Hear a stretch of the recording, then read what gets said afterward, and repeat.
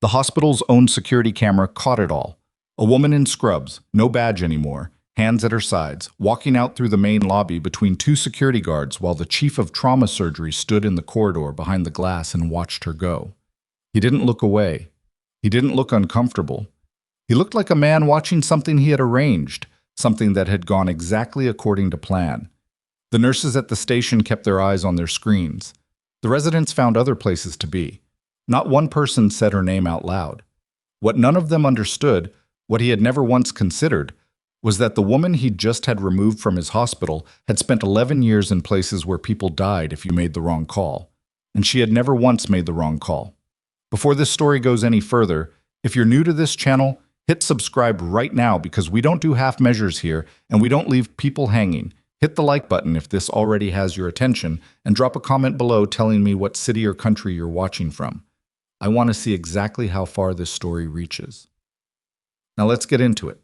The alarm on Mara Solvi's phone went off at 4:53 in the morning, which was 12 minutes before it was set, because she'd been awake since 4:30, staring at the ceiling of her apartment and thinking about Gerald Dolan's medication record. She'd been thinking about it since she got home the night before. She'd printed 2 additional copies and put them in separate places. One in the accordion folder she kept in the closet behind her winter coats. One folded into the back cover of a notebook she'd had for years. Old habit. In certain environments, redundancy wasn't paranoia. It was just the way you survived. She got up, made coffee she barely tasted, drove to Hargrove Memorial in the dark. The hospital was a 12-story complex on the eastern edge of Callaway, a mid-sized city in the kind of middle American county that had one major medical center and a 40-minute drive to the next nearest trauma facility. Hargrove had a decent reputation, a Level 2 trauma designation, and a promotional website that used the phrase patient-centered excellence 4 times on the homepage. Mara had counted once in a waiting room with nothing else to do. She'd been there 14 months, long enough to know the building's rhythms, which elevators were slow, which corridor lights flickered near the end of the night shift, which supply closet got restocked on Mondays, and which one everyone forgot about until Wednesday. Long enough to know the staff, their habits, their allegiances. Long enough to understand the precise shape of the problem she was working inside. She badged through the ER entrance at 5:41 and went straight to the trauma bay to run her pre-shift check. The crash cart was where it was supposed to be. The defibrillator was charged. The suture tray had been restocked by someone who didn't know the correct inventory layout, which she quietly corrected while the overnight crew finished their charting and the day nurses trickled in. Beckett arrived at 6 on the nose, which he always did. He was a big man, 50s, with a voice that carried whether he wanted it to or not, and a set of opinions about nursing practice that he'd formed sometime around 2009 and hadn't substantially updated since. He was also, in his way, one of the more honest people Mara had encountered at Hargrove, which wasn't uncomplicated. Honesty in a place like this didn't always translate into action. Sometimes it just meant people told you plainly what they weren't going to do. "You look like you didn't sleep," he said, pouring coffee at the station. "I slept fine," Mara said. He looked at her sideways. "Dolan case got to you." She kept her eyes on the supply inventory. "Did you hear anything about his OR status?"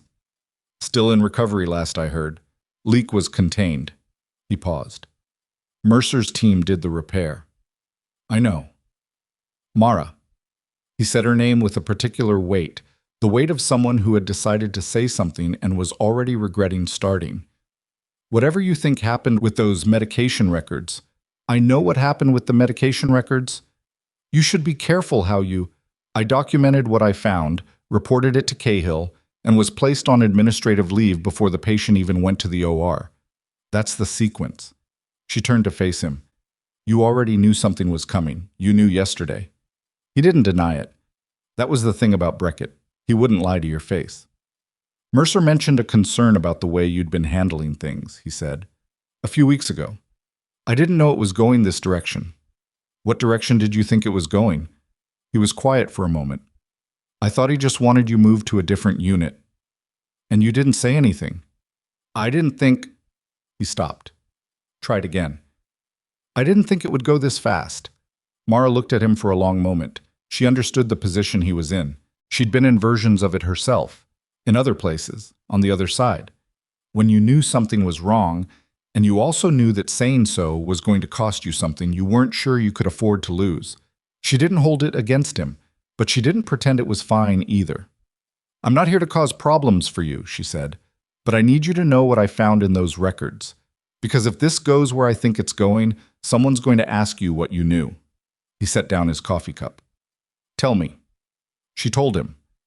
The discharge notes, the pharmacy record, the 2 different antibiotics, the timeline of Gerald Dolan's deterioration, and the timeline of his post-discharge follow-up call.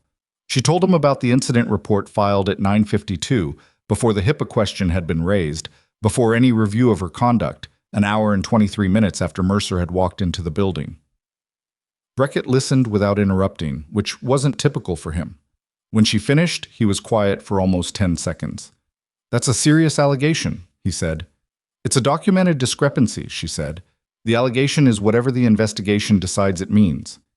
If there is an investigation." "There will be," she said, "one way or another." He looked at her, and there was something in his face that she hadn't seen there before. Not discomfort exactly, but something adjacent to it, the look of a man recalibrating the map he'd been using. "You're not just going to let this go," he said. It wasn't a question.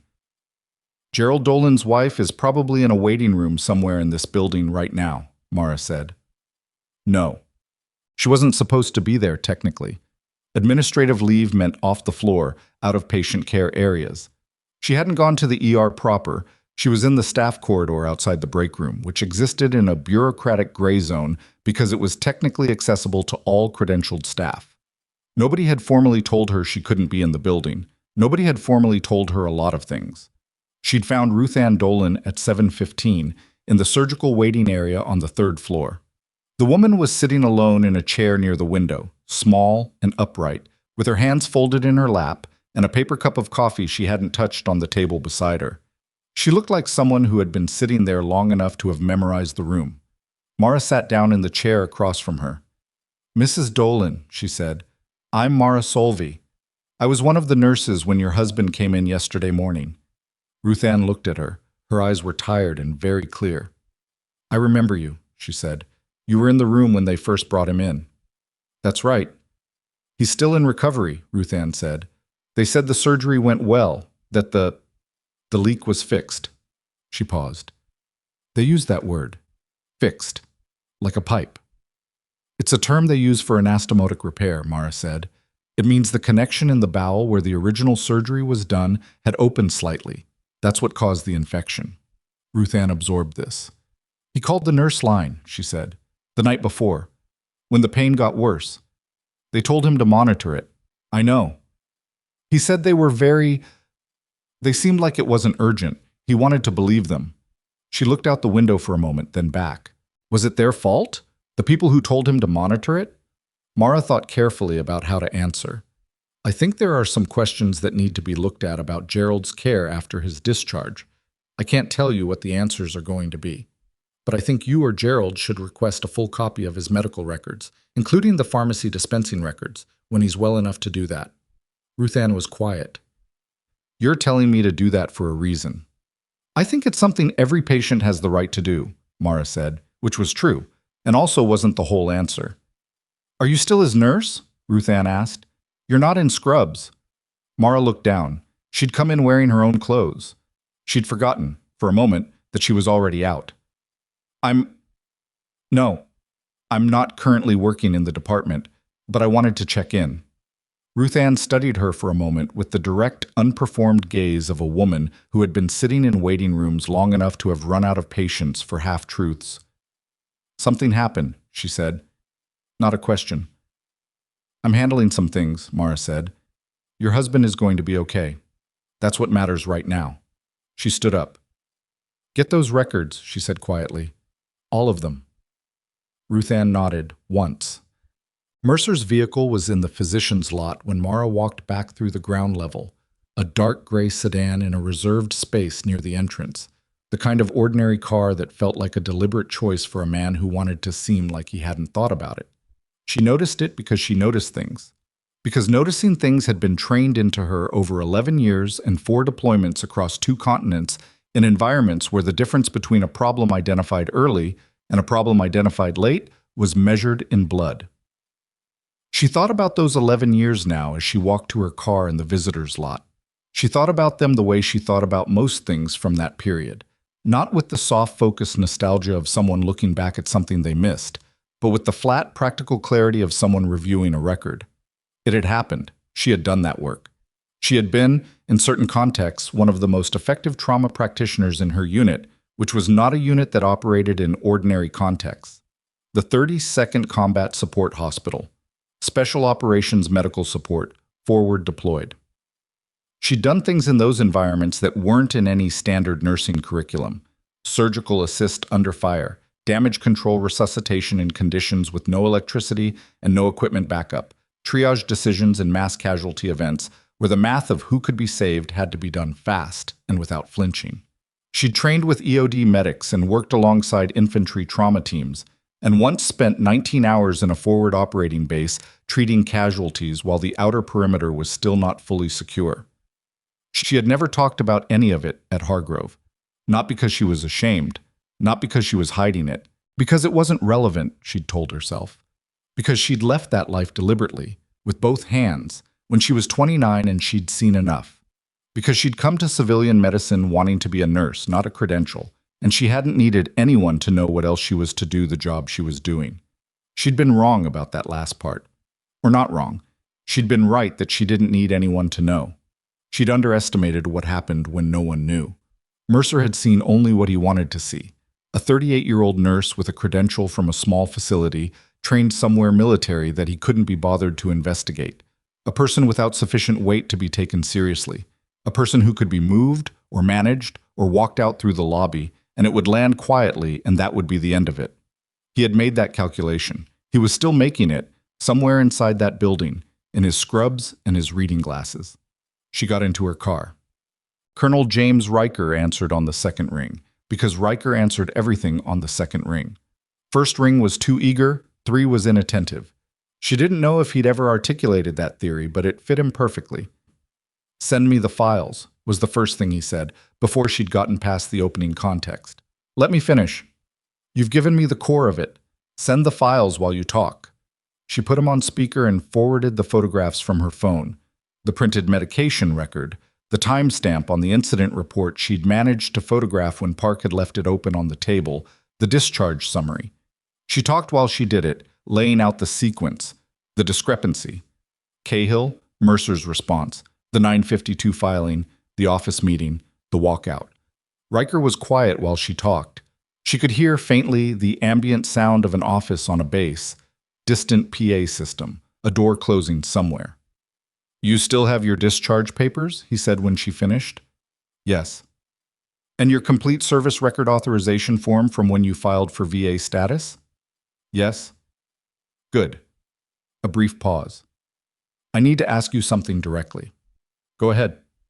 "When they processed you out when you came to Callaway and took the Hargrove position, did you disclose your full service record on the credential application?" "They asked for nursing licensure, clinical training history, and references. I gave them all of that. My military nursing credentials transferred through the standard VA to civilian pathway. There's nothing I withheld that they asked for." "They didn't ask for service classification history?" "No." Another pause, and she could hear Riker processing. He had a mind that worked the way good tactical plans worked, sequentially, with all the branches identified before you started moving. "They don't know what unit you were attached to," he said. "No." "Or what you were trained to do beyond standard combat nursing?" "No." "Or the commendation for the Castle Valley incident?" "I didn't think it was relevant to applying for a trauma nursing position in a civilian ER." "It's about to be relevant," Riker said. She sat with that for a moment. Outside the car, 2 nurses on break were standing near the parking structure entrance sharing a bag of chips and talking about something that made one of them laugh. The ordinary world, continuing. "What are you thinking?" she asked. "I'm thinking this isn't just a medication documentation problem," he said. "If this man filed a fraudulent incident report to cover a medication error that put a patient in the OR, and then used that report to remove the person who identified the error, that's what happened. Then what you have is a pattern, and patterns at a medical facility that has federal accreditation and receives federal reimbursement are not just HR problems." He paused. I'm going to make a call. Who are you calling? Someone who has more jurisdiction in situations like this than your hospital's risk management office does. He didn't elaborate and she didn't push. That was also part of how Riker operated. He gave you what you needed to know when you needed to know it. Don't go back into that building today. I wasn't planning to. Don't contact the administrator or the physician directly. I know. And Mara. Yes. If anyone from that hospital calls you today, HR, administration, legal, anyone, you say 3 words and you say nothing else. I know what 3 words those are. Say them to me anyway. She exhaled. I have representation. Good. Another pause. I'll call you tonight. Keep your phone on. Always do, she said. The call ended. She sat in the parking lot for another minute, watching the 2 nurses finish their chips and go back inside. A laundry delivery truck pulled up to the service entrance. An orderly came out through the side door and waved at the driver. Everything looked exactly like a hospital on a regular Tuesday morning in November, unremarkable and ordinary, the kind of normalcy that held its shape even when something underneath it had cracked. She started the car. The drive home took 20 minutes and she spent most of it thinking about nothing in particular, which was a technique she'd developed years ago for high-stress intervals. Not suppression, not avoidance, just a deliberate pause before the next phase of a problem. You couldn't stay at maximum intensity indefinitely. You identified the next action, you took the next action, and in between you let the engine cool. Her apartment was the 3rd floor of a converted Victorian on Clement Street, 2 bedrooms, one of which she used as a combination office and storage space for the kind of organized system that most people would find excessive, and she found baseline. Files sorted by year and category. A lockbox in the closet with documents she replaced annually. A small whiteboard above the desk where she kept a running list of things she needed to address, wiped clean each time an item was resolved. She added 3 items to the whiteboard. Then she made a fresh cup of coffee, sat down at the desk, and pulled up every legal reference document she'd bookmarked over the past 3 weeks. Because she'd known for 3 weeks that something was building. She'd known it the way you knew weather was changing before the clouds showed up, by the pressure in the air and the behavior of the people around you. She wasn't surprised by what had happened. That was the thing that Dr. Aldrich Mercer did not understand about the woman he'd had walked out of his hospital. She had not been caught off guard. She had been watching this develop for weeks, documenting carefully, building a record of a pattern in the way that her training had taught her to build a record of a wound. Not focusing on any single moment, but tracking the whole progression, because the whole progression told you something the individual data point never could. She read through the CMS whistleblower complaint process for federally accredited hospitals. She reread the state nursing board complaint protocol. She pulled up the HIPAA privacy rules around nursing documentation, which were, as she'd told Sylvia Park, clear on the right of a treating nurse to document a medical discrepancy through photographic means when that documentation served a patient safety function. She was not the HIPAA problem. She'd known that in the room. She'd said it in the room. But saying it in the room wasn't the same as proving it in the way that made it stick, which was going to require the kind of process that moved on its own timeline and couldn't be rushed. She got up, made a second cup of coffee she didn't finish, stood at the window looking out at Clement Street, at the dry cleaner across the road and the hardware store next to it, and the ordinary mid-morning life of a city block that knew nothing about Gerald Dolan or Ruth Ann or a chief of trauma surgery with his reading glasses pushed up on his head and an incident report filed at 9:52 a.m. Her phone buzzed. Not Riker. A number she didn't recognize, Callaway area code. She let it ring. It went to voicemail. She played the message. A man from Hargrove's HR department, voice professionally neutral, informing her that her administrative leave was being formalized in writing, and a letter would be sent to her address of record, and would she please contact the HR office to discuss the process. She did not call back. She texted Riker instead. HR called. Didn't answer. His response came back in 4 minutes. Good. Don't. She put the phone face down on the desk. Outside, a car slowed near the curb across the street, idled for a moment, then moved on. She watched it go and thought about the 11 years she'd spent learning that the instinct to do something, to move, to act, to insert yourself into a developing situation because you could see it more clearly than the people inside it, was not always the right instinct. Sometimes the most powerful thing you could do was stop. Wait, let the structure of what you'd already built do the work. She'd built something. She'd been building it methodically, without telling anyone, for weeks. And in 40 minutes north, on a military installation that Dr. Aldrich Mercer had no reason to think about, a phone call was probably already being made by a man who had Mara Solvay's full service record on his desk and more than enough jurisdiction to decide what happened next. Mercer was in his OR right now, she guessed, scrubbed and focused, doing what he was genuinely good at, which was cutting and repairing and closing. The specific mechanical excellence that had built his career and his reputation, and the particular confidence that made him believe he was the kind of person who decided what happened to other people. He had no idea. He had absolutely no idea what was in that service record. Mara sat back down at the desk. She picked up a pen and added a fourth item to the whiteboard. Then she opened the accordion folder, took out the printed medication record, and looked at it one more time. Gerald Dolan, discharge day 3. Ciprofloxacin in the notes. Metronidazole in the pharmacy record. Not a typo. Not a rush template. 2 entirely different drugs, one of which was appropriate for a post-bowel resection patient at risk for anaerobic bacterial infection, and one of which was not. Someone had known that. Someone had written one thing and dispensed another, or written one thing and ordered another. And when the patient came back septic and the nurse who identified the discrepancy was standing in the corridor telling you about it, the response had been to file an incident report within 45 minutes and use it to walk her out of the building. That wasn't a mistake. That was a calculation. And in her experience, in all the environments she'd worked through and all the problems she'd watched develop from first sign to full crisis, there was one consistent truth about calculations made in a panic by people who believed they were protected. They always left a trail. She closed the folder. She picked up her coffee. She waited. She waited 3 days. Not because she had nothing to do. She had plenty to do. A legal consultation scheduled for Thursday morning with an attorney named Deborah Fass who specialized in healthcare whistleblower cases and whose name Riker had given her without explanation, except that she was good and she didn't lose things she should win. She had documents to organize, a timeline to formalize, and a follow-up message from Riker that said only moving in a way that could have meant anything, and she knew meant something specific. She waited 3 days because she understood tempo.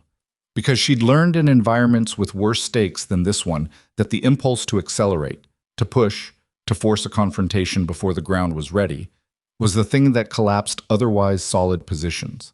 Mercer was inside his institution, insulated, surrounded by the infrastructure of a hospital that had 17 layers of administrative protection between any allegation and any consequence. She was outside it, which felt like a disadvantage and was actually, if she used it correctly, the opposite. Outside meant she could see the whole shape of the thing.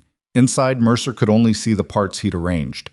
On the second day, Deborah Fass called before their scheduled Thursday meeting. "I've been looking at what you sent me," she said. Her voice was dry and direct, no preamble. "The timeline is the strongest part. The 952 filing is going to matter." "That's what I thought," Mara said. "The medication discrepancy is going to be harder to prove as intentional versus negligent. Those are 2 different legal theories and they require different evidence. The pharmacy dispensing record shows metronidazole. The discharge notes show Cipro. Someone wrote one thing and dispensed another. Or someone made a documentation error that was then compounded by inadequate follow-up. That's what their defense will be." "I know." Mara paused. Gerald Dolan's post-discharge nurse call was logged. The call where he was told to monitor his pain. "I saw that in your notes. Do you have access to the actual call log content?" "Not yet, but Mrs. Dolan does if she requests the full records." Fass was quiet for a moment. "She's willing to cooperate?" "I think she'll do what's right for her husband. I didn't ask her to cooperate. I told her to request the records because it was her right as a patient family member. She's smart enough to understand what I was actually saying." "Okay." Another pause. "What's the military angle? You mentioned a contact." "Colonel James Riker, Army Medical Command. He has my full service record. He's making calls." "What kind of calls?" "The kind that he didn't tell me the specifics of, which means I don't know, and I'm not going to guess." Fass made a sound that wasn't quite a laugh. "I appreciate the honesty. Most clients tell me they know more than they do." She clicked something on a keyboard. "Come in Thursday as scheduled. And Mara, Don't contact the Dolan family again before we talk. I won't. And if Hargrove's legal team reaches out, 3 words, Mara said. Good. A pause. You've done this before. Not this exactly, Mara said, but situations where the person with institutional power assumed the person without it didn't know the rules. How did those situations go? Mara looked at the whiteboard above her desk. 4 items. 3 with lines through them. Depends on who you're asking, she said. Thursday came with rain, the steady November kind that didn't commit to being dramatic, just settled in and made everything gray and damp. Fass's office was on the 9th floor of a building downtown that smelled like old carpet and expensive coffee, which Mara had noticed was a combination common to offices where serious work happened and no one cared about aesthetics. Fass herself was 60-something, compact, with reading glasses on a chain and the particular stillness of someone who had been in enough tense rooms to have stopped performing composure and arrived at the actual thing. She had Mara's documents spread across a conference table and had clearly read all of them before Mara arrived. They spent 2 hours going through everything: the medication records, the incident report timestamp, Mara's documentation from the past 14 months. She'd been keeping a log, not obsessively but consistently, dates and observations in the specific language used in interactions with Mercer and Beckett and Park. She handed Fass the printed log and watched the attorney read it with the focused, rapid attention of someone who knew what they were looking for. This is useful, Fass said, about halfway through. I know. Did you write this contemporaneously? Real time? Most of it. Some of it the same day, some within 48 hours of the interaction. Do you have anything that corroborates the pattern independently? Someone else who observed Mercer's treatment of you? Mara thought about Beckett, standing at the nursing station with his coffee, saying, I didn't think it would go this fast. Possibly. I can't promise they'll cooperate. Who is it? The charge nurse. Beckett. He's been there 22 years. He's not going to want to get involved. So 22 years is a long time to have things to lose, Fass said, not unsympathetically. He's not a bad person. He's a person in a complicated position. Most people are. Fass set the log down. Here's where we are. You have a strong documentation of a medication discrepancy and a clear timeline suggesting the incident report was filed preemptively to discredit you before any legitimate investigation occurred. That's what I'd call a retaliatory adverse employment action in response to patient safety reporting, which is covered under federal and state whistleblower statutes. And the medication error itself? That's a separate track. That's a state medical board matter and potentially a malpractice matter for the Dolan family, if they choose to pursue it. Our job is to deal with what happened to you. Fass folded her hands on the table. But here's the thing I keep coming back to. Tell me. Hargrove is a federally accredited facility. They receive CMS reimbursement. If there's a pattern of suppressing patient safety concerns and retaliating against staff who raise them, she paused. That's not just a hospital HR problem. That potentially implicates their federal accreditation. And that's a much bigger institutional threat than an individual wrongful termination claim. I know, Mara said. Fass studied her. You already knew that when you called your military contact. Yes. You're not just trying to get your job back. Mara looked at the spread of documents on the table. Gerald Dolan's medication record, the 952 timestamp, 14 months of log entries. I want an investigation that reaches the right depth, she said, whatever that produces. Fass was quiet for a moment in the way of someone revising their assessment of a situation. All right, she said. Then let me tell you what I need from you next. What Fass needed from Mara took the better part of the following week and involved a level of administrative documentation that Mara found tedious but manageable, which was how she found most things that were tedious. Manageable, finite, something you moved through by putting one item after another in the correct sequence. She organized everything into a formal file, digitized the medication records through a service Fass's office used, and produced a written declaration of the events of the morning of Gerald Dolan's readmission that was specific to the minute and sourced to documentation wherever documentation existed. She also received a call from Riker on Friday evening. Are you somewhere private? He said. She was in her apartment. Yes. I've been in contact with the Office of Inspector General at CMS, he said. There's a process for complaints related to patient safety suppression at federally reimbursed facilities. I won't get into the details of where that stands, but I want you to know it's moving. How fast? Faster than most things in this category, which is still slower than you want. She absorbed this. Is there anything I need to do? Your attorney is going to get a contact from someone, he said. A federal investigator. It'll come through official channels. Don't be alarmed. Just tell Fast to expect it and to cooperate fully. I'll tell her. And Mara. A pause. I pulled your full record this week, reviewed it top to bottom. She wasn't sure what to say to that, so she waited. The Castle Valley incident, he said. The mass casualty event in the third deployment.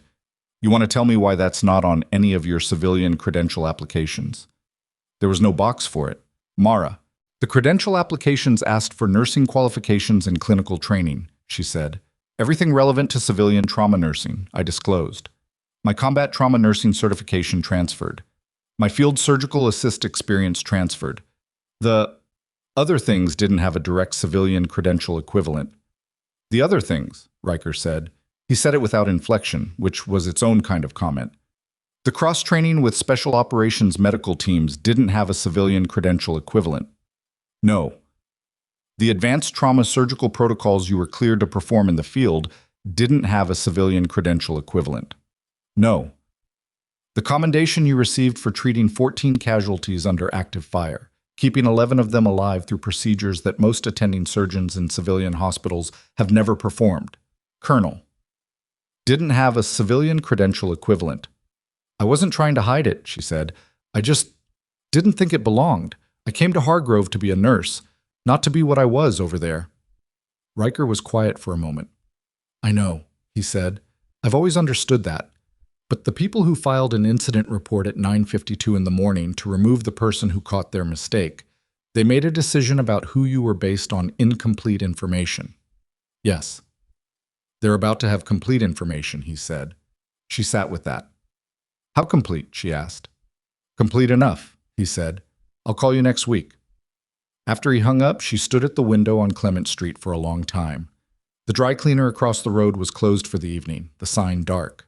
A couple walked past below, sharing an umbrella, arguing about something with the relaxed energy of people who argued about small things regularly and survived it. The city went about itself, indifferent. She thought about the Castle Valley incident.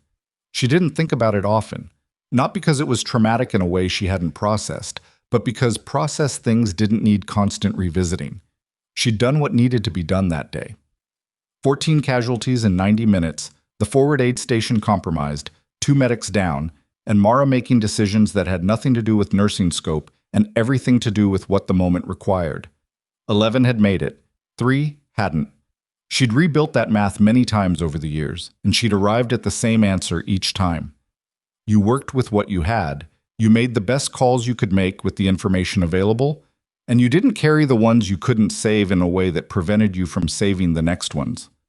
Dr. Aldrich Mercer had looked at her and seen a nurse who was out of her lane, had filed an incident report and walked her out of the building and gone back to his OR without a second thought. She wondered how he was going to feel when he understood what the woman he'd walked out actually was. The letter from Hargrove HR arrived on a Tuesday, certified mail, formal language, confirming her administrative leave and outlining a process that managed to use the phrase "your best interest" twice in 3 paragraphs, which Mara found instructive. She forwarded a scan to Fass without comment. Fass replied, "Noted. Don't respond." She didn't. What she did instead on that same Tuesday afternoon was drive to the county records office and pull the public licensing records for Hargrove Memorial, specifically the pharmacy department's dispensing logs for the period of Gerald Dolan's discharge, which were not protected under patient privacy law because they were institutional records, not individual patient records, and which she had learned about through a reference in one of the legal documents Fass had sent her.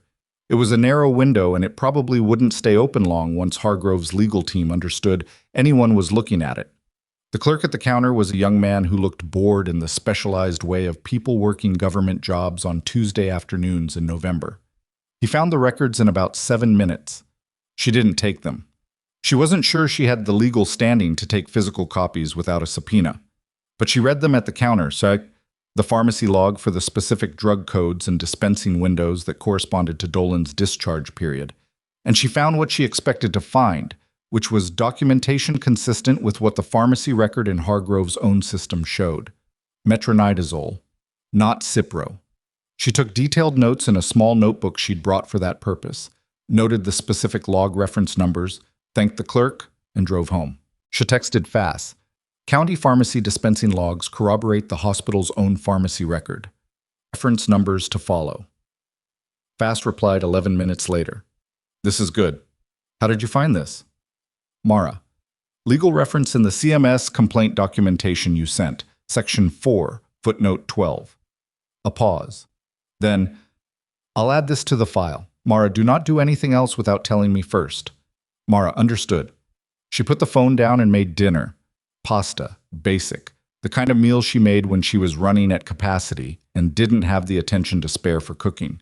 She ate at the desk, looked at the whiteboard, added the county records notation to the file. She was not, by temperament, a patient person. People who knew her well, which was not many, knew that the stillness she projected was effortful, that underneath it was someone who moved fast and thought faster and had to consciously apply the brake. The military had not given her patience. It had given her the discipline to hold back until the moment was right, which was a different thing and required more energy, not less. The moment wasn't right yet. She knew what right felt like. She'd felt it in the field, in the second before a decision became irreversible, in the particular quality of information that told you everything you needed was in place. She wasn't there yet, but she was close. The call she wasn't expecting came on a Wednesday night at 8:47 from a number she didn't recognize with a 703 area code, which was Northern Virginia, which was where multiple federal agencies kept offices. "Miss Solvay," said the voice, male, mid-40s, the kind of voice that had learned not to inflect. "My name is Agent Warren Stills. I'm with the Office of Inspector General, Department of Health and Human Services. I understand you have legal representation. I've already been in contact with Ms. Fass's office today." Mara sat up straighter. "Yes. I want to be transparent with you about where we are. We've opened a preliminary inquiry into Hargrove Memorial's patient safety documentation practices based on a complaint filed through CMS. That inquiry has been flagged as time-sensitive given the ongoing clinical operations at the facility." "Time-sensitive how?" "We're aware that the patient whose discharge medication discrepancy you identified is still in recovery at the facility. And we're aware that the documentation pattern your complaint describes, if substantiated, may represent an ongoing risk to patient safety at a federally accredited institution." She was very still. "What does time-sensitive mean in terms of process?" "It means we're not operating on the standard review timeline, Suck," he said. "We've requested Hargrove's pharmacy records and incident documentation through formal channels as of this afternoon. The hospital's legal team has 24 hours to respond, or we escalate to a direct inspection protocol." "They'll respond," she said. "They'll respond and they'll manage the response." "That's possible," Stills said, "which is why we're also pursuing parallel documentation through sources outside the hospital's control." A brief pause. "Your contact at Army Medical Command provided us with a certification of your service record and a formal statement regarding your clinical qualifications. That documentation is now part of our file." Mara was quiet. "Ms. Solvay, I want to ask you directly. In your assessment of Gerald Dolan's case, do you believe the medication discrepancy was an isolated documentation error or part of a pattern of practice?" She thought about the log she'd kept for 14 months, the 952 incident report, the way Mercer had moved past her in the corridor and said scope of practice with the particular emphasis of someone deploying a weapon they'd used before. "I think," she said carefully, "that a man who files a preemptive incident report to remove a nurse who identified his patient safety error does not do that the first time something needs to be covered." Stills didn't respond immediately. "That's a considered answer.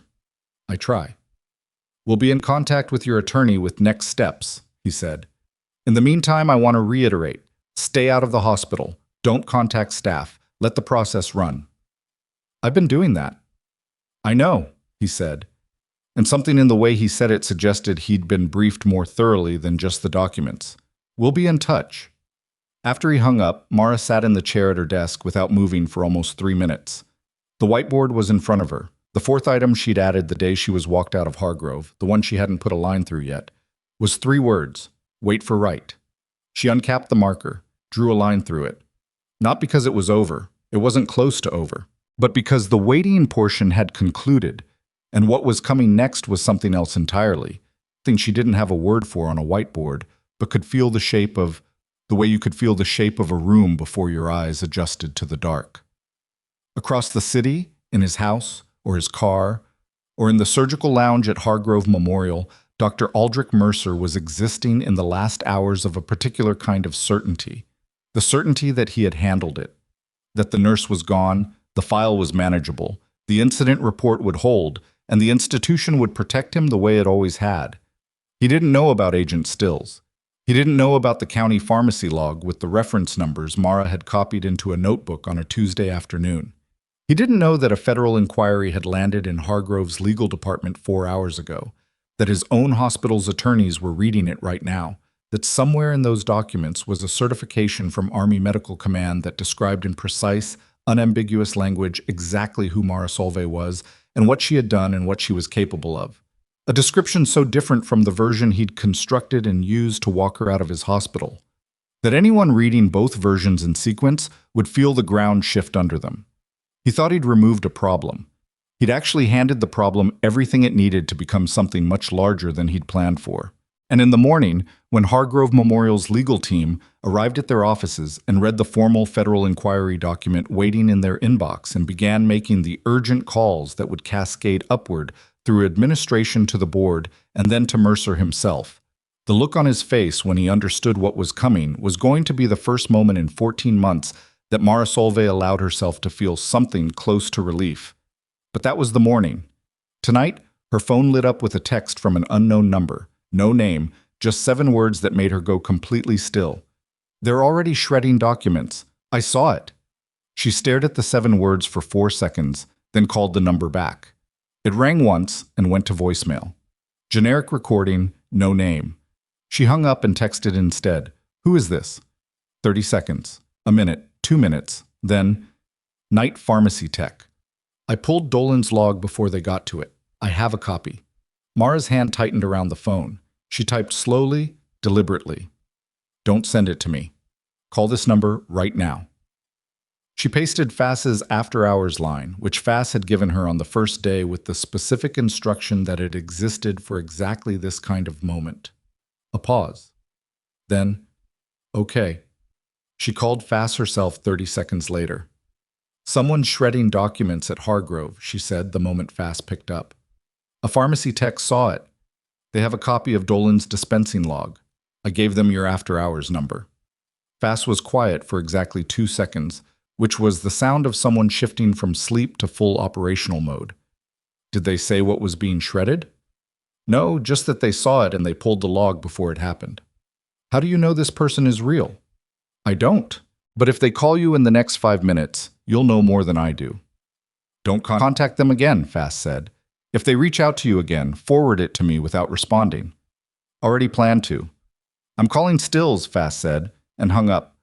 Mara put the phone on the desk and looked at it for a moment, then stood up and went to the kitchen because she needed to do something with her hands. She washed the pasta dish from dinner, dried it, put it away. The ordinary mechanics of a Wednesday night in an apartment on Clement Street. While somewhere across the city, in a building with 17 layers of administrative protection, someone was standing at a shredder in the middle of the night trying to unmake a record that already existed in 3 other places. The phone buzzed. Fass. Tech called. Name is Daria Welch, 2 years in pharmacy at Hargrove. She says the department director came in at 7 p.m. tonight with a facilities manager, and they shredded a physical log binder. She photographed 2 pages before they reached her station. She's scared. Mara. She should be. Is she safe? Fass. I told her to go home and not return to the hospital until she hears from me. Stills is being woken up.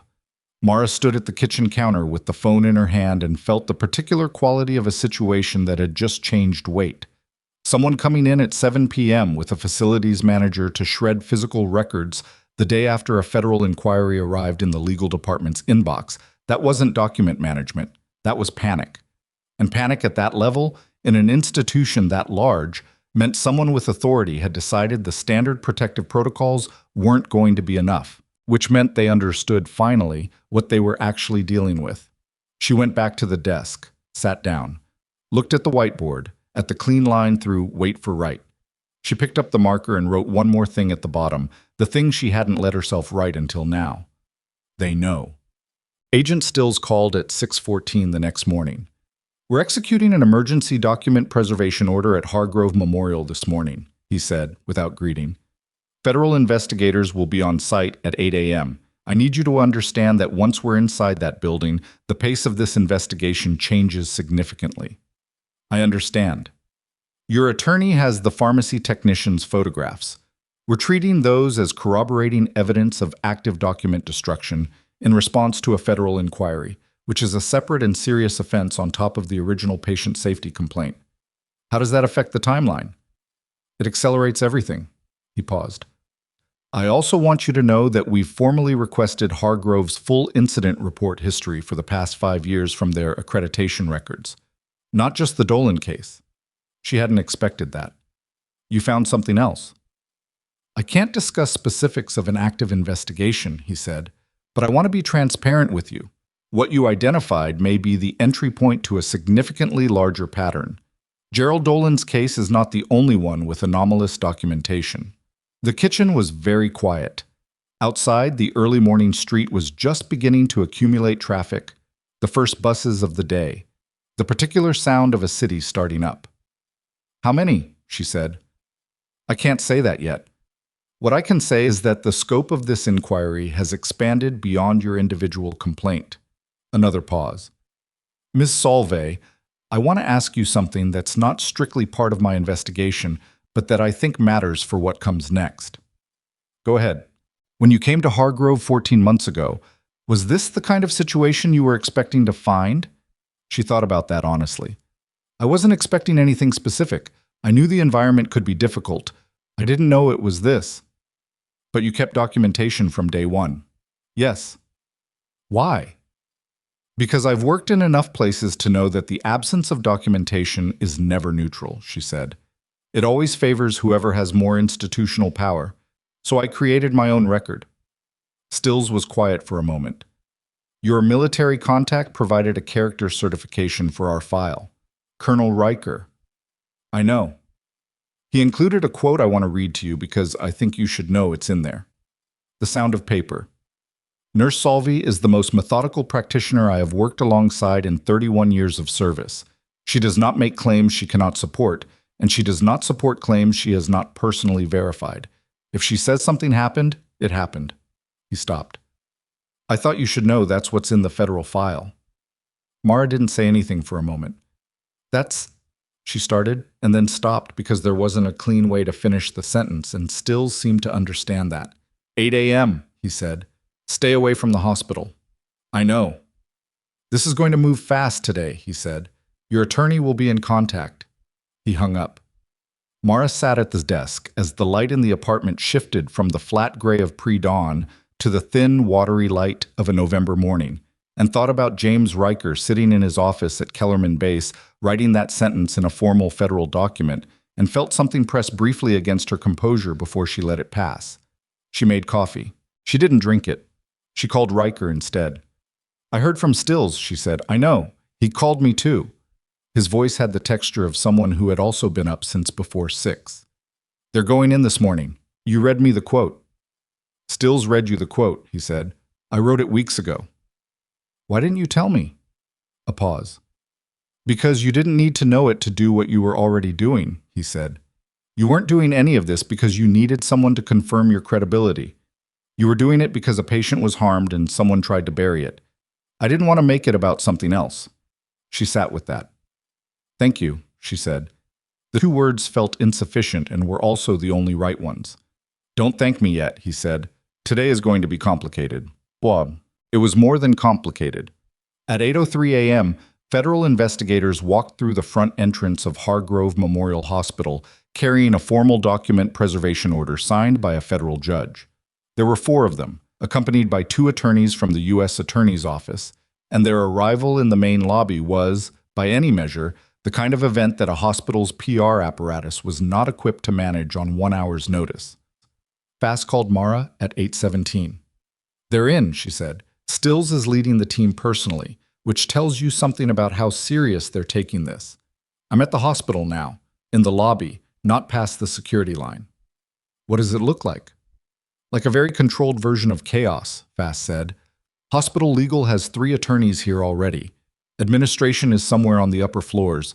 I can see from where I'm standing that the pharmacy wing has been cordoned off." "Is Mercer there?" "I haven't seen him. He may not have been notified yet, or he's been advised to stay away." A pause.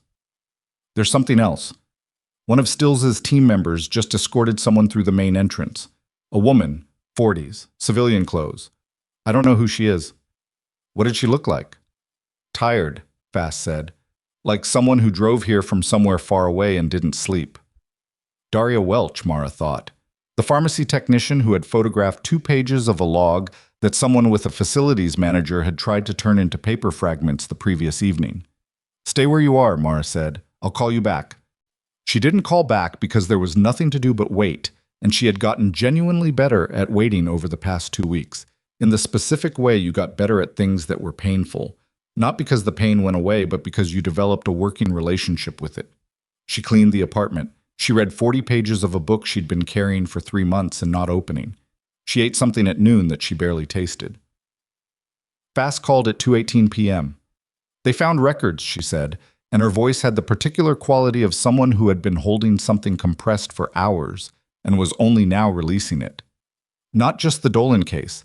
Stills won't give me the full picture because it's an active investigation, but his team has been in the pharmacy records and the incident documentation system for 6 hours, and based on what I've been able to piece together from the legal team's behavior in this lobby, Mara, it's more than we thought." "How much more?" "I don't have numbers, but the hospital's legal team requested a private meeting with the board chair 2 hours ago, and the board chair's car is in the lot." She lowered her voice. "This is not a single medication error with a cover-up. I think this is systemic." Mara stood at the window on Clement Street. The dry cleaner was open today. A woman was pushing a stroller past the hardware store. The world in its ordinary continuity, holding its shape. "What about Mercer?" she said. "He arrived at 10:30, Fass said. "He was met at the entrance by one of Stills's people and directed to a conference room on the 2nd floor. He hasn't come out since." "Is he under arrest?" "No, it's not a criminal proceeding at this stage. It's a federal administrative investigation. But being directed to a conference room and being there 4 hours later is..." A pause. "It's not nothing." "No," Mara said. "It's not." Well, what she found out over the following hours came in fragments, through Fass, through Riker, who had a separate channel to Stills, and eventually through a formal summary that Stills's office sent to Fass at 5 p.m. that was heavily redacted but legible in its broad outlines. The pharmacy records for the past 2 years at Hargrove Memorial showed a pattern of documentation inconsistencies in the post-operative discharge protocols for Mercer's surgical cases. Not all of them, but enough. 11 cases in 26 months, where the discharge medication documentation in the clinical record didn't align with the pharmacy dispensing log. In 8 of those cases, the clinical record showed a broader spectrum antibiotic than the one actually dispensed. In 3 cases, the patient had returned to the ER within 72 hours of discharge. Gerald Dolan was the most recent. He was not the most severe. A patient named Harlan Price, 16 months earlier, had returned to the ER 4 days post-discharge from a Mercer bowel resection, presented in septic shock, and spent 12 days in the ICU. His discharge documentation showed a 7-day course of appropriate antibiotics. His pharmacy record showed he'd been given a 3-day course of a different drug entirely. Harlan Price had survived.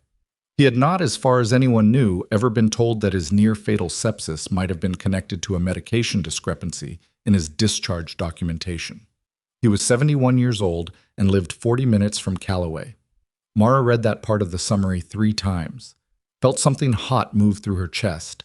Not anger exactly, though there was anger in it, something sharper. The feeling of a scope coming into focus, of a problem you'd seen one edge of suddenly revealing its full dimensions. She called Fass. "The Price case," she said. "I know," Fass said. "I've already flagged it." "He doesn't know." "He will." That's going to be a separate notification process through the hospital's patient safety office, which right now is essentially paralyzed, but it'll happen.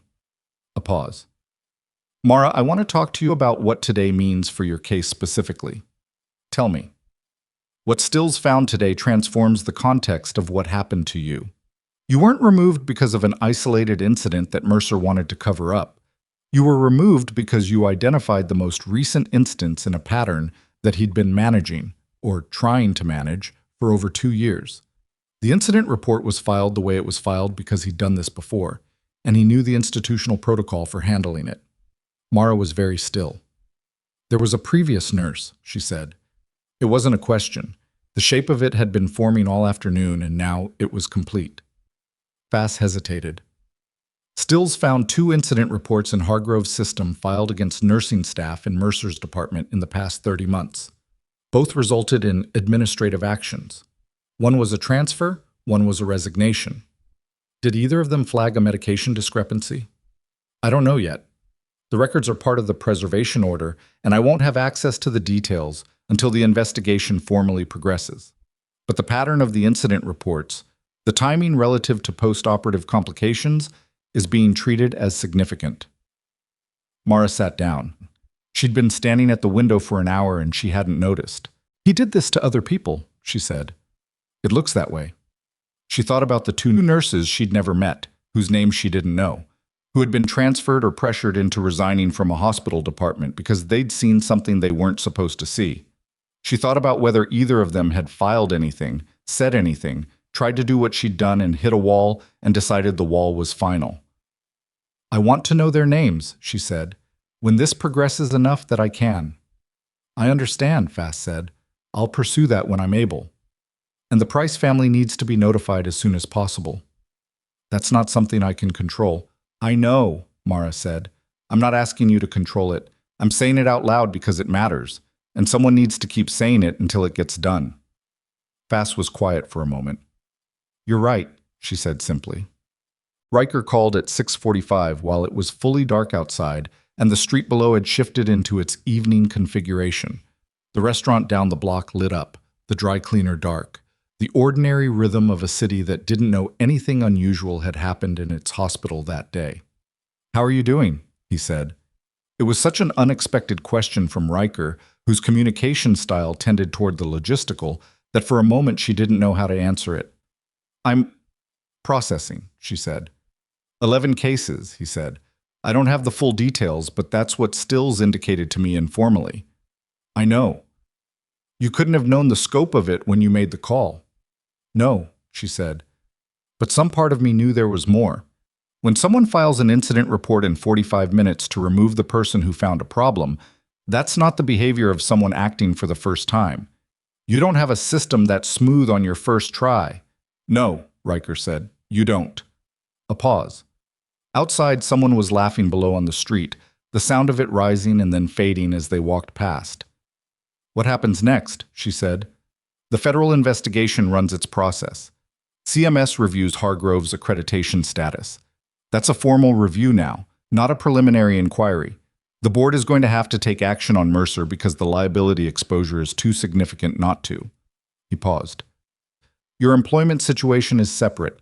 That's Fass's territory. But the institutional context is now significantly in your favor. I don't want my job back, she said.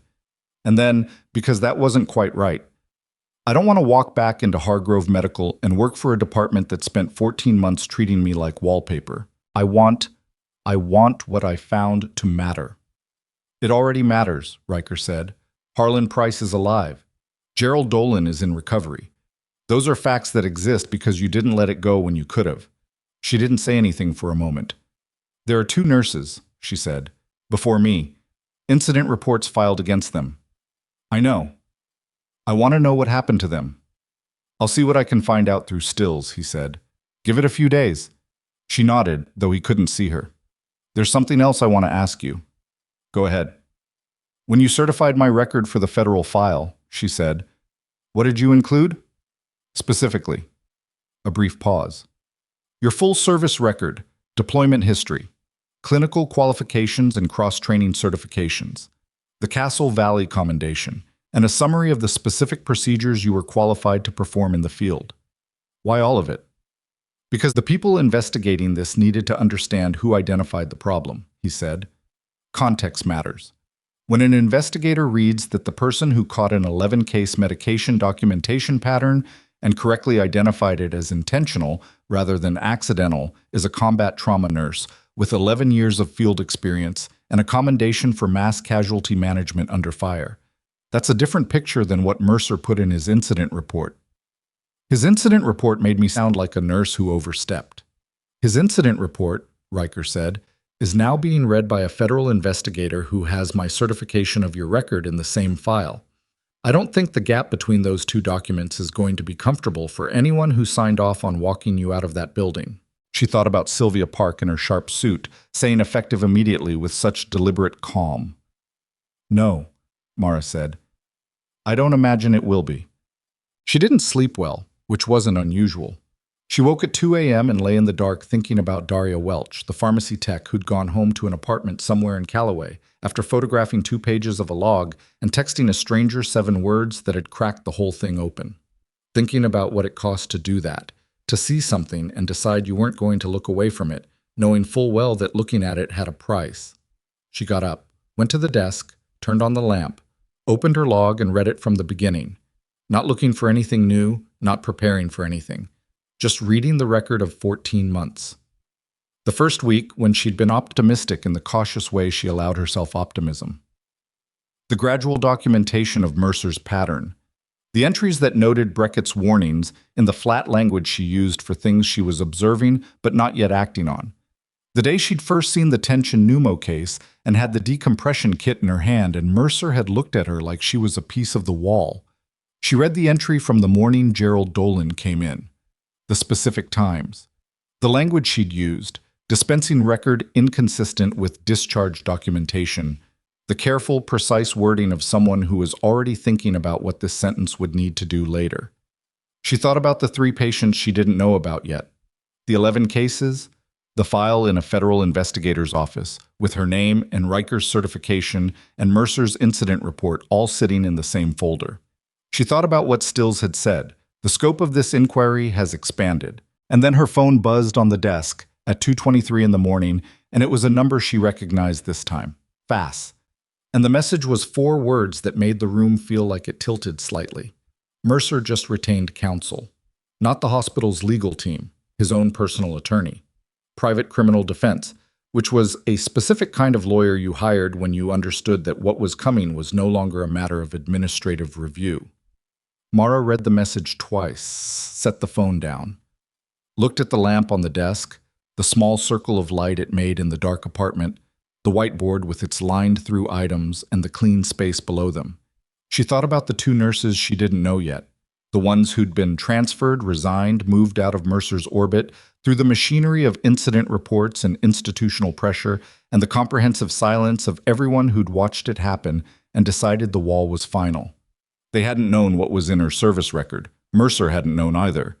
He'd looked at her and made a calculation based on what he could see, and what he could see was a 38-year-old nurse with a credential from a small-town facility and 11 months of charting history and no visible institutional power. He had been wrong about almost every part of that, and tomorrow morning, his private criminal defense attorney was going to sit down with a federal investigator's preliminary findings and begin understanding, line by line, case by case, document by document, exactly how wrong. She turned off the lamp. Outside, Callaway was quiet, the 3 a.m. quiet of a city between its last night and its next morning.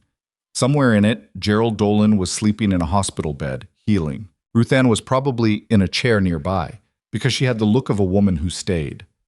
Somewhere in it, Harlan Price was sleeping in a house 40 minutes from the city, not yet knowing that a federal investigation had found his name in a pattern of records that someone had tried, twice, to destroy. Somewhere in it, Daria Welch was sleeping with her phone on and the particular alertness of someone who had done something irreversible and hadn't yet decided how she felt about it. And in a house or an apartment or wherever. Aldrich Mercer went when he left the hospital that he'd built his entire sense of himself. She was certain of it. He was awake in the dark with the name of a criminal defense attorney on a notepad, and the phone call he was going to have to make in the morning, and the slow, grinding comprehension of what it meant that a woman he'd filed a 952 incident report against had somehow, in less than 2 weeks, dismantled the infrastructure of a cover-up that had been running for over 2 years. He was thinking about her. For the first time since he'd watched her walk out of his hospital between 2 security guards, Dr. Aldrich Mercer was thinking about Mara Solvay with something other than contempt. What he was thinking instead was the thing that people thought when a situation moved beyond their control and they finally, completely understood that they had misjudged it from the beginning. He was thinking, who is she? And he had no idea. That was the part that was about to change. Because at 7:45 the following morning, 2 black government vehicles pulled up to the front entrance of Hargrove Memorial Hospital, and the man who stepped out of the first one was wearing a uniform with oak leaf clusters on the shoulders. And he was carrying a file folder, and the name on the outside of that folder, visible to the security officer who held the door, visible to the administrator who met him in the lobby, visible to Sylvia Park, who came down from the 3rd floor and stopped at the bottom of the stairs and felt the color leave her face, was Solvay M., followed by a service number and a classification designation that nobody in that building had ever seen before. And behind him, stepping out of the second vehicle with a federal investigator's badge on her belt and Daria Welch's photographs in a sealed evidence envelope, was Agent Warren Stills. And the doors slid shut behind them both. The lobby of Hargrove Memorial had a particular acoustic quality that most people who worked there stopped noticing after the first few weeks. The way sound moved through the atrium, how a conversation near the information desk carried farther than anyone expected, how the sliding entrance doors created a brief pressure change that you felt in your ears before you heard the outside world come in. Sylvia Park heard the doors. She was at the bottom of the stairs, where she'd come after someone from reception called her extension with the specific quality of urgency that meant something had happened that wasn't in any protocol she'd written. She'd come down expecting the federal investigators to return. Stills's team had been in and out for 2 days, methodical and largely uncommunicative, pulling records under the preservation order without explanation. She'd been managing that with the careful, lawyered language of an administrator who understood she was standing at the edge of something whose full depth she hadn't yet seen. What she hadn't expected was the uniform. The man who came through the door first was tall, late 50s, with the kind of posture that wasn't performed. It was structural, the posture of someone whose body had been held to a standard long enough that it became default. His uniform carried the insignia of Army Medical Command and oak leaf clusters on the shoulders that Sylvia Park, who had spent 21 years in hospital administration and had never worked near a military institution, didn't immediately read but understood instinctively as significant. He carried a file folder at his side. He didn't look around the lobby the way visitors did. He walked toward the reception desk with the directional certainty of someone who had already reviewed the floor plan.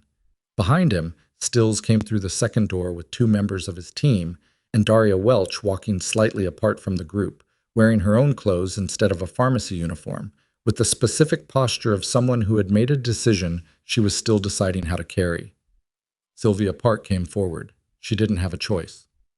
"Colonel," she said, because the insignia resolved itself as she got closer, and her mind supplied the rank before she'd consciously processed it.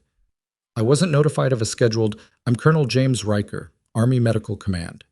He extended nothing, no hand, no card, just his name and his title, delivered in the tone of someone who understood those were sufficient. "I'm here as a character and credential witness in support of Agent Stills's federal inquiry. I've also been asked to provide a formal briefing to your hospital board regarding the clinical record of the individual named in your institution's incident report of November 12th. Park's expression did something complicated. "Our board chair is in the building," Riker said.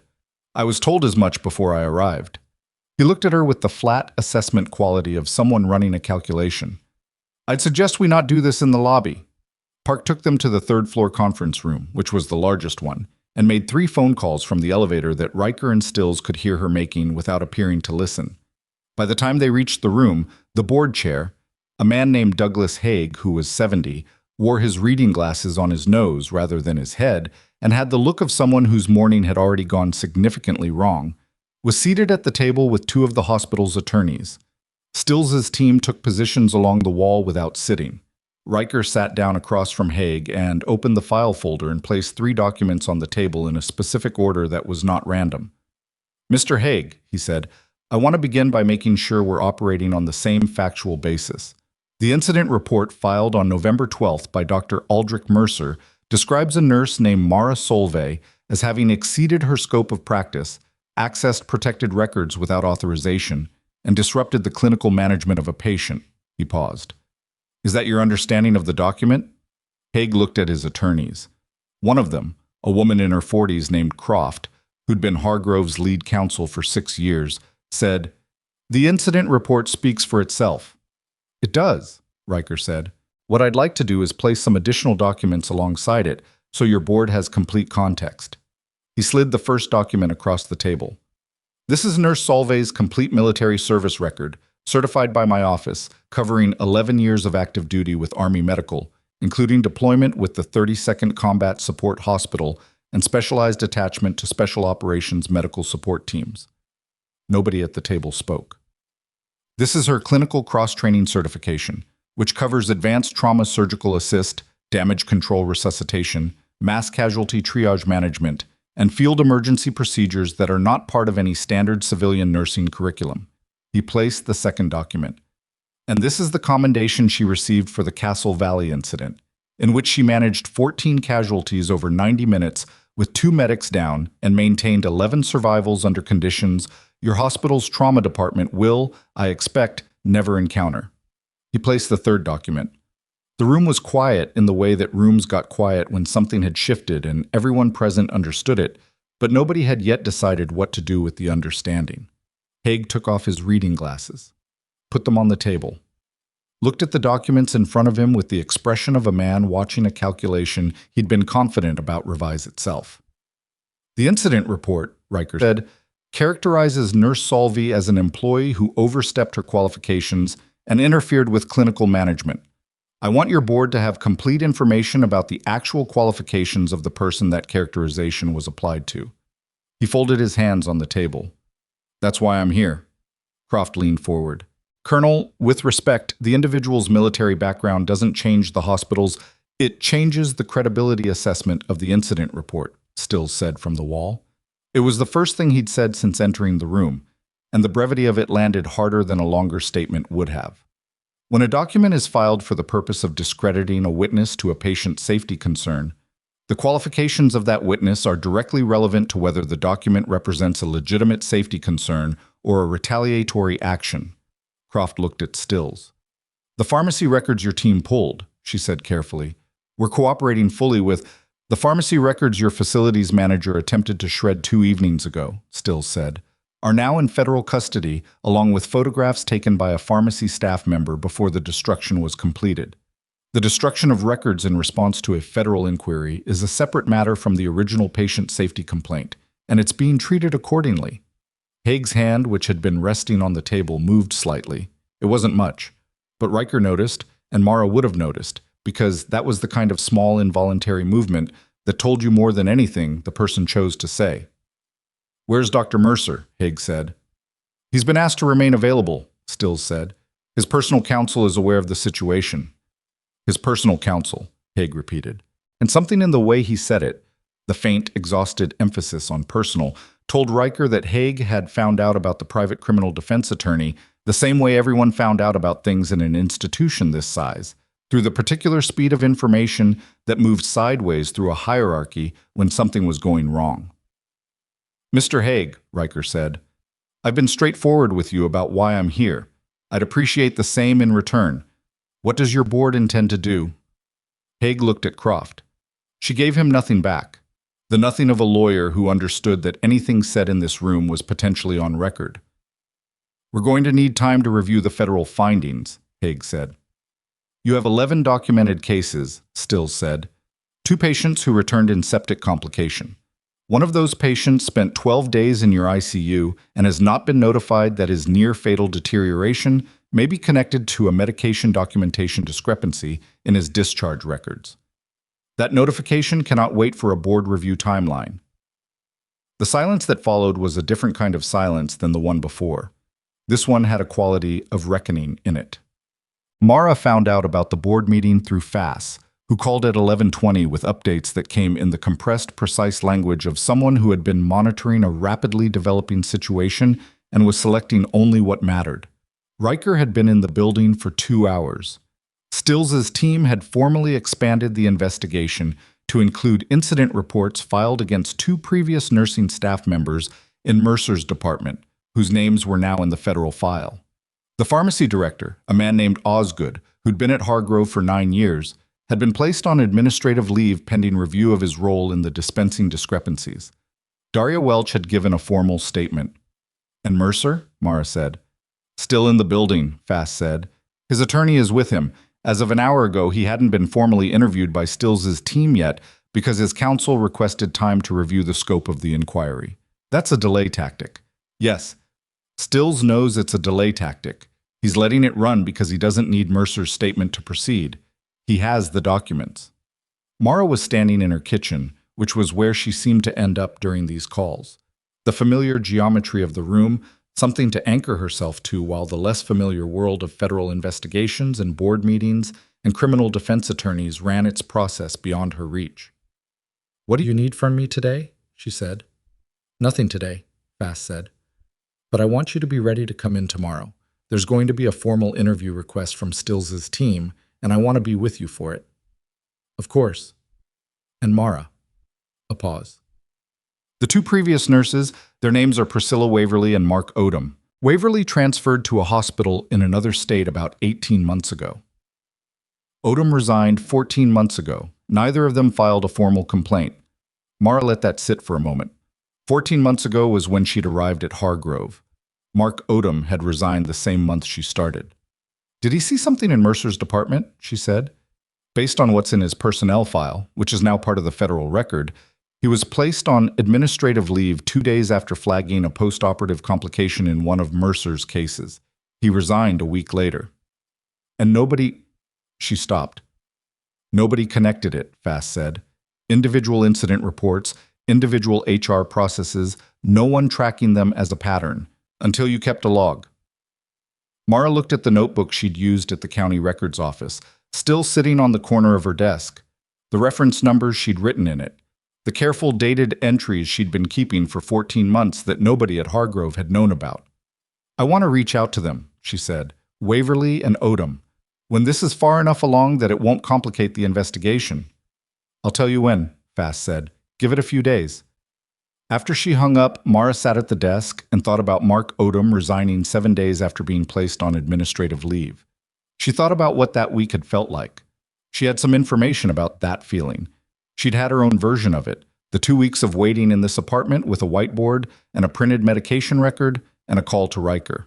The difference was she'd had Riker to call. She'd had 11 years of training in environments where the ground moved underneath you and you learned to find your footing while it was still moving. Odom and Waverly had resigned and transferred because they hadn't had what she had. Not the military record, not the contacts. The other thing, the specific stubbornness, she supposed, or whatever name you gave to the thing that made some people look at a wall and start measuring it instead of turning around. She hadn't known, when she'd called Riker from a parking structure 2 weeks ago, that there were 2 other people who'd come before her.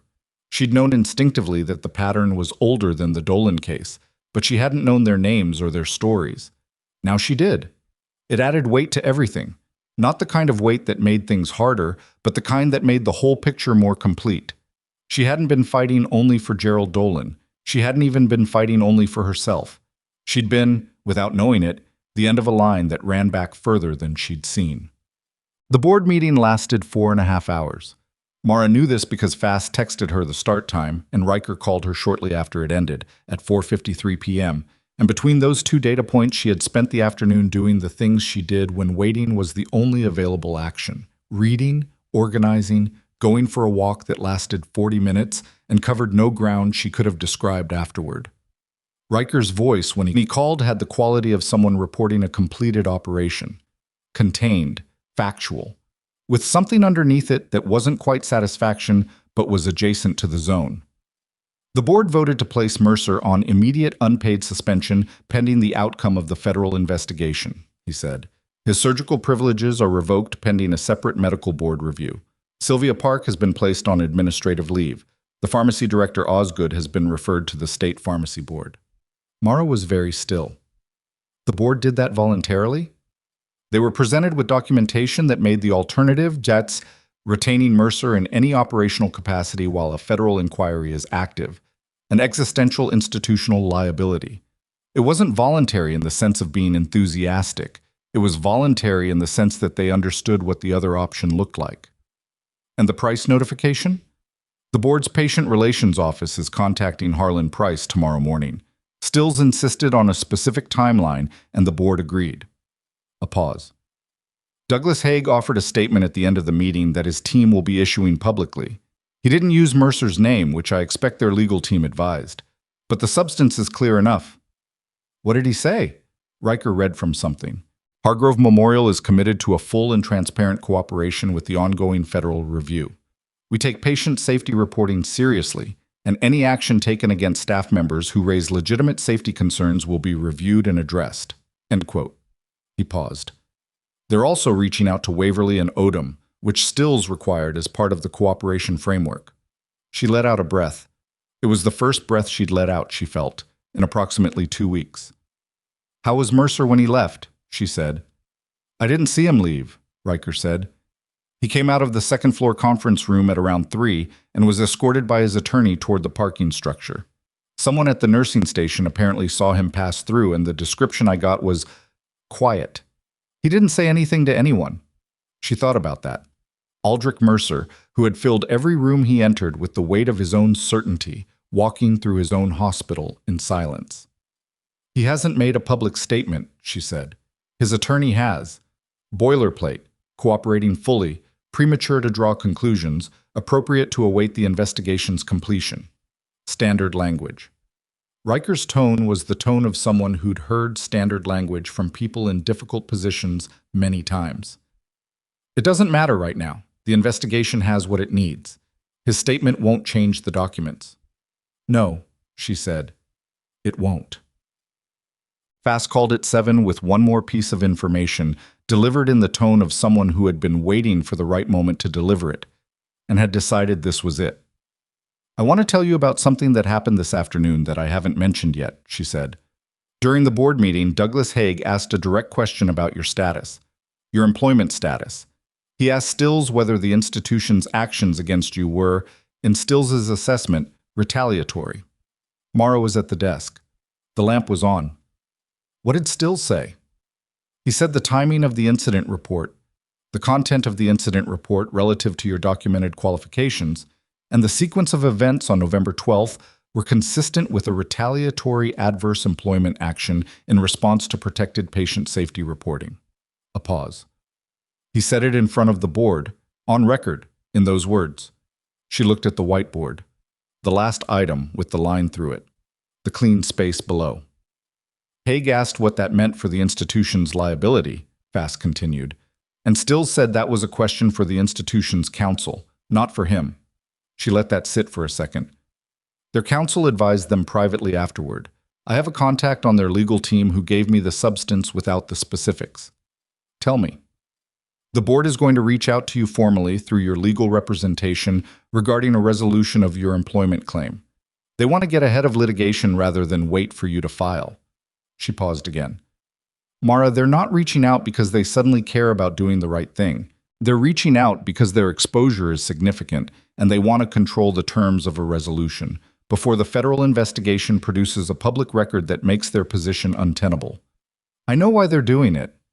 I wanted to make sure you know that going in, because the offer they make is going to feel like a resolution, and it might not be the full resolution. What do you mean? Your individual claim, wrongful termination, retaliatory adverse employment action, that can be resolved with a settlement. What can't be resolved with a settlement is the systemic question, the 11 cases, Waverly and Odom. The pattern. She paused. You need to decide what you want. Mara looked at the notebook on the corner of the desk, the whiteboard, the file folder with its copies. 14 months of a log she'd written alone in this apartment, in the early mornings and the evenings, because she'd learned in environments with worse stakes than this one that records mattered. I want the investigation to run its full course, she said. I want the systemic findings to be public record. I want the state medical board to review all 11 cases, not just the ones that make the hospital's liability manageable." She paused. "And I want whatever resolution they offer to include a formal acknowledgement, in writing, of what actually happened, not procedural irregularities. What actually happened." "That last part is going to be the hardest," Fast said. "I know, it's still what I want." "Okay," Fast said, "then that's what we negotiate for." She slept better that night than she had in 2 weeks, which wasn't saying much. She woke twice, lay in the dark for stretches that lasted 20 minutes each, drifted back. In the morning, she made coffee that she actually tasted and stood at the window on Clement Street while the city did its ordinary 8 a.m. assembly, buses and pedestrians, and the dry cleaner's sign flickering on across the road. She thought about the interview with Stills's team that was scheduled for the afternoon. She thought about what she'd be asked and what she'd say, not preparing a performance but running through the actual sequence of events, the specific timestamps, the language she'd used in the log and in the documentation, the way the record she'd built over 14 months was going to become a formal testimony. She thought about Priscilla Waverly somewhere in another state, waking up in a job she'd taken after transferring out of Hargrove, not yet knowing that the federal investigation now had her name in its file and that someone she'd never met had kept a log that included the pattern she'd been part of. She thought about Mark Odom, wherever he was, who had seen something in Mercer's department and been placed on administrative leave and resigned 7 days later.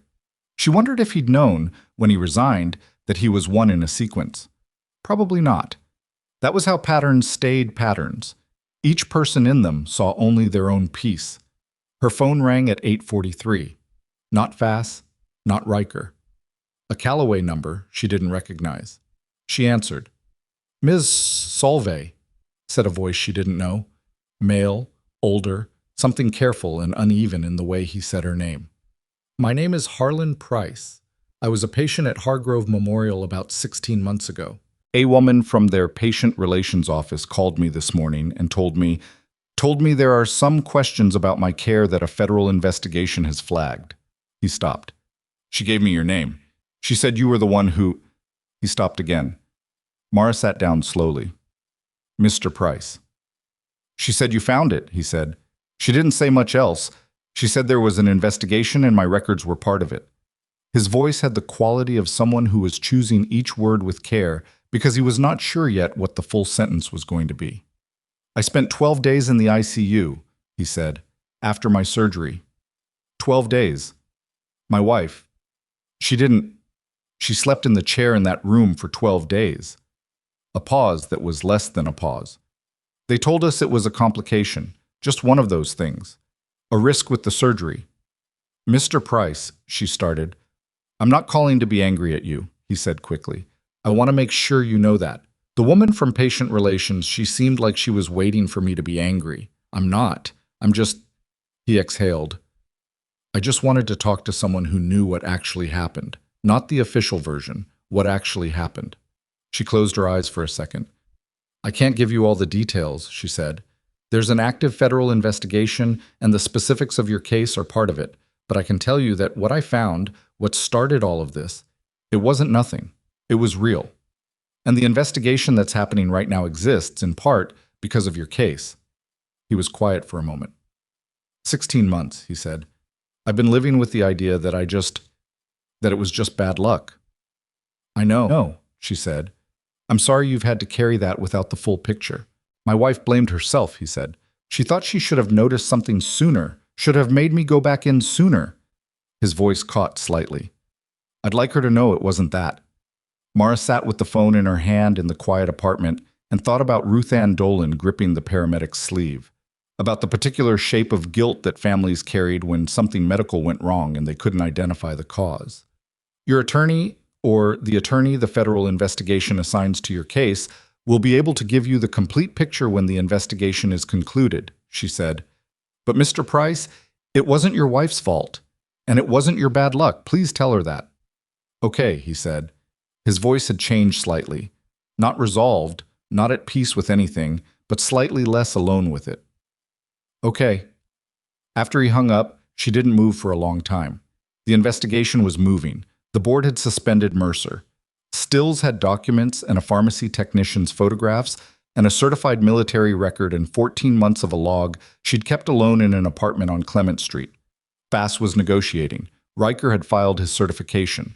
The process was running, and Harlan Price had just told her that his wife had spent 12 days sleeping in a hospital chair, blaming herself. She thought about that. Thought about all the things that didn't show up in incident reports or federal investigation files or board meeting minutes. The toll that ran on a different kind of ledger.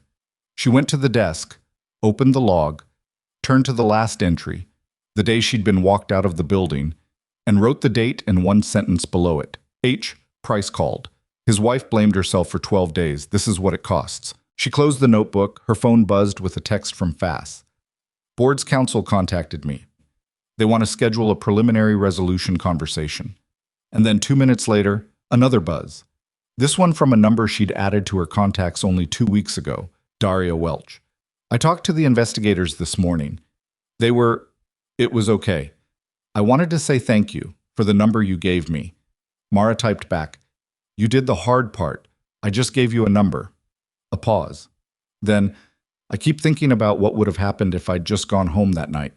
Mara looked at that message for a long moment. So do I, she typed. About a lot of nights. She set the phone down. Outside, Callaway was doing its mid-morning routine, the street settling into the ordinary rhythm of a city that didn't know about Harlan Price or Daria Welch, or the 2 black government vehicles that had parked in front of Hargrove Memorial the previous morning and changed the shape of something that had been set in motion 14 months ago when a nurse showed up at 5:41 a.m. to run a pre-shift check and found a crash cart in the right place and a suture tray in the wrong one. She picked up the phone again and called Fass. Set the meeting, she said, but I want everything I told you last night in writing before we sit down. Every requirement, non-negotiable. Already drafted, Fass said, and I want Waverly and Odom notified before any resolution is finalized. Whatever they're owed from this process, they're owed it. I've already contacted Waverly's current employer to request a message relay, Fass said. Odom's address is in the federal record. Stills' office is handling that notification. Mara exhaled slowly. Okay. There's one more thing, Fass said, and her voice had shifted. Not heavier exactly, but more deliberate. The voice of someone placing a fact on a table carefully. Mercer's attorney contacted Stills this morning. Mercer wants to make a statement. A statement to the investigators? A statement. I don't know the content yet, but his attorney said it's substantial. A pause. Stills thinks he may be preparing to cooperate in exchange for consideration on the criminal exposure.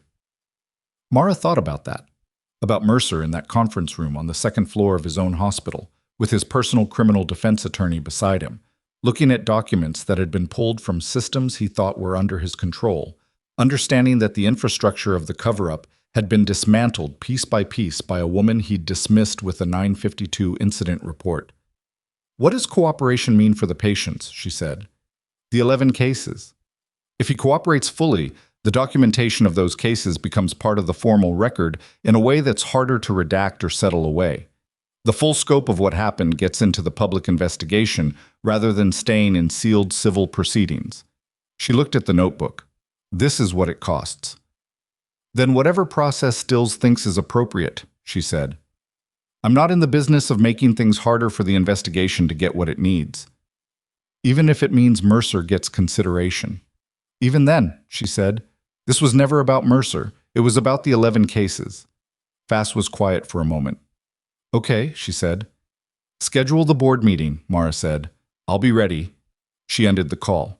She stood up, went to the window, and looked out at Clement Street, the dry cleaner, the hardware store, the bus stop where 2 people were waiting with the particular patience of people who had somewhere to be and were prepared to wait to get there.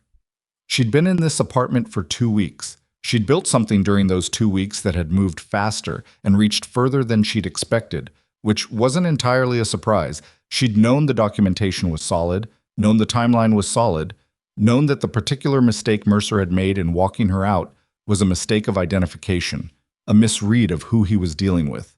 But the scope of it, 11 cases, 2 nurses before her, Harlan Price's wife in a chair for 12 days.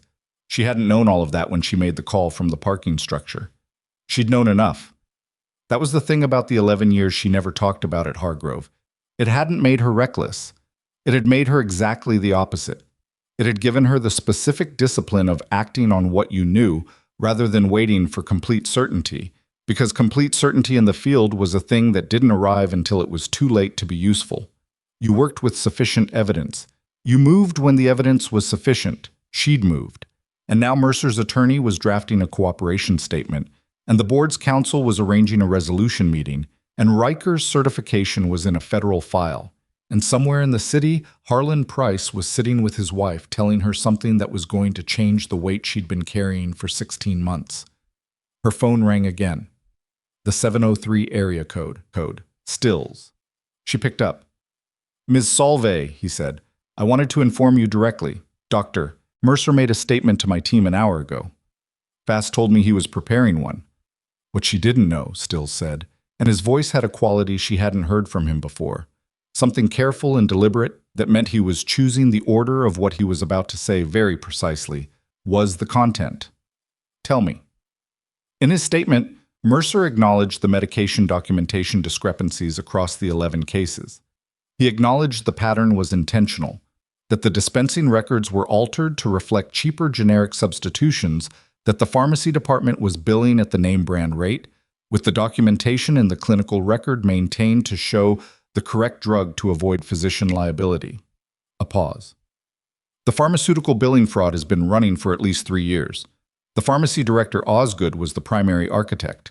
Mercer knew. He was receiving a portion of the billing differential through a consulting arrangement with a medical supply company that Osgood used as an intermediary. The apartment was very quiet. The patients weren't receiving substandard drugs because of surgical error, Stills said. They were receiving substandard drugs because the pharmacy was substituting cheaper equivalents and billing insurance at the higher rate. And Mercer was protecting that arrangement by removing anyone who got close enough to notice the discrepancy between what was documented and what was dispensed. Mara stood at the window and felt the full weight of it settle. Not a surgeon who'd made a mistake and tried to cover it. A fraud. A financial arrangement that had been running for 3 years, with patients as the variable that didn't factor into the calculation. And a chief of trauma surgery who'd used his institutional authority to protect it by systematically removing the people who got close enough to see it. Mark Odom. Priscilla Waverly. Herself. Harlan Price in the ICU for 12 days. Gerald Dolan in the OR at 10:15 a.m., while his wife stood outside holding a paper cup of coffee she hadn't touched. "There's one more thing in the statement," Stills said. "Tell me," she said again, and her voice was steady because she'd trained it to be steady. In rooms and conditions where steady was the only option. "The consulting arrangement with the supply company," he said. "The intermediary that was processing Mercer's cut of the billing differential." A pause. "The account it paid into was not registered in Mercer's name." She waited. "It was registered in the name of the department administrator," Stills said. "Sylvia Park." She stood at the window for a long time after Stills hung up. Not processing, exactly. The information had landed cleanly. She was past the point where new facts required reorientation. She'd known, from the moment she'd seen the 9:52 timestamp on that incident report, that this was not a surgeon who'd made a mistake and panicked. Panic moved differently. Panic was messier, more reactive, left rougher edges in the record. What Mercer had done was practiced. What she understood now was that it had been practiced because the stakes were larger than a single patient's medication, and because he wasn't protecting only himself. Sylvia Park. She thought about the woman in the sharp suit who had sat across from her and said effective immediately with such precisely calibrated calm, who had exchanged that 2-second look with Mercer during the meeting that Mara had read as coordination and now understood was something closer to partnership, who had listened to Mara say the antibiotic documentation doesn't match the pharmacy record and had continued looking at the folder on her desk without expression because she had already known. She'd already known. Mara went to the desk and sat down and looked at the whiteboard and the notebook and the accordion folder and 14 months of careful documentation and felt something move through her that wasn't anger and wasn't satisfaction. It was something more complicated than either, the feeling of a picture that had been developing in a darkroom and had finally resolved into its full detail. And the detail was worse than she'd thought and more coherent and more damning all at the same time. She called Fass. "You already know," Fass said, before Mara spoke. Stills just told me. He told me 40 minutes ago. I've been reviewing the implications. A pause. Mara, Park's involvement changes the scope significantly. If the account the billing differential was paid into was in her name, she wasn't a passive administrator who looked the other way. She was a principal in the fraud. How does that change our resolution conversation with the board? It means the board just lost two of its most senior institutional actors to federal exposure in the same afternoon, Fass said. Which means the people sitting across the table from us in that meeting are going to be operating from a position of significantly reduced institutional confidence. That's leverage. I don't want to negotiate with their fear, Mara said. I want what I said I wanted, the acknowledgement, the systemic findings in the public record, the protections for Waverly and Odom. I know. I'm saying we're more likely to get all of it now. A pause. Are you okay? The question landed unexpectedly. Fass didn't ask that kind of question often. She was a practical woman who dealt in facts and strategies and outcomes, and Mara had appreciated that about her from the first meeting. Yes, Mara said. I'm a lot of things. Okay is probably one of them. Park being involved? Does that surprise you? Mara thought about the folder on the table in that office. The 2-second look. The precise lawyered language of someone who'd said your best interests twice in 3 paragraphs. No, she said. It explains a few things I wasn't fully accounting for. Like what? Like how fast it moved, how coordinated it was. An incident report filed in 45 minutes, the meeting already arranged, the risk management person already in the room. Mercer didn't organize all of that by himself on the morning of a surgical day. He had help from someone who ran the administrative infrastructure. She paused. She didn't just look away. She built the container that made it safe for him to keep doing it. Fass was quiet for a moment. That's exactly what the federal filing will say, in more legal language. Good, Mara said. Schedule the board meeting, whatever day works. Day after tomorrow, Fass said. I'll confirm this afternoon. The meeting happened in the same third-floor conference room where Riker had placed 3 documents on the table in a specific order. Mara noticed that when she walked in, the room, the table, the particular quality of light through the windows that faced the hospital's inner courtyard. She'd never been in this room before.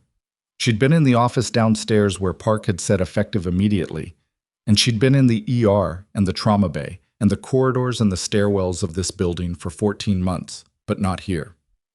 Douglas Haig was at the table with 2 board members she hadn't met, and a new lead counsel named Ferris, who'd replaced Croft after Croft had apparently decided that her professional exposure in this particular situation was more than she was willing to carry. Ferris was younger, quieter, and had the look of someone who'd been handed a file 2 days ago and had read it with increasing dismay. Fass sat next to Mara. Riker was there too, which hadn't been part of the original arrangement, but which Haig had not objected to when Fass requested it, because Haig was no longer in a position to object to much. Before we begin, Haig said, and his voice had a different quality than it had in the lobby 3 days ago. The authority was still there, but the confidence behind it had thinned, and what was left was the bare structure kind, the kind that remained after everything comfortable had been stripped away. I want to say something that isn't part of the formal proceeding. Mara looked at him. What happened to you here was wrong, he said. The incident report, the administrative leave, the way you were escorted out of this building, it was wrong. And I'm not reading that from a legal brief. I'm saying it to you directly. The room was quiet. Okay, Mara said. I don't expect that to... I'm not saying it to expect anything from you, he said. I'm saying it because it's true, and because the board should have known what was happening in this institution, and we didn't, and that's on us. You're right, she said. It is. Haig looked at her for a moment, and she saw in his face the particular look of a man who had expected either more or less than what she'd just said, and wasn't sure what to do with the exact amount he'd received. All right, Fass said, with the brisk tone of someone steering a moment that had reached its natural length. Let's go through the terms. They went through these terms. It took 3 hours and 2 breaks, and 1 moment when Ferris tried to introduce language that softened the acknowledgement clause from retaliatory adverse employment action in response to protected patient safety reporting to employment actions that did not meet our institutional standards, And Mara said, quietly and without raising her voice, "No." And Fast didn't have to add anything to that. And Ferris looked at the table and made a note, and they moved on. The final terms included the full formal acknowledgement in the language Mara had required. Immediate reinstatement with back pay, covering the full period of her administrative leave and subsequent termination. A structured review of all 11 documented medication cases by an independent medical panel whose findings would become part of the public record through the federal investigation. Formal written outreach to Priscilla Waverly and Mark Odom with an institutional acknowledgement of the retaliatory nature of the actions taken against them, and a commitment to provide documented references clearing their records on request. And the last item, which Fass had added to the list 3 days ago at Mara's instruction, and which had prompted the longest silence of the negotiation before Haig had nodded.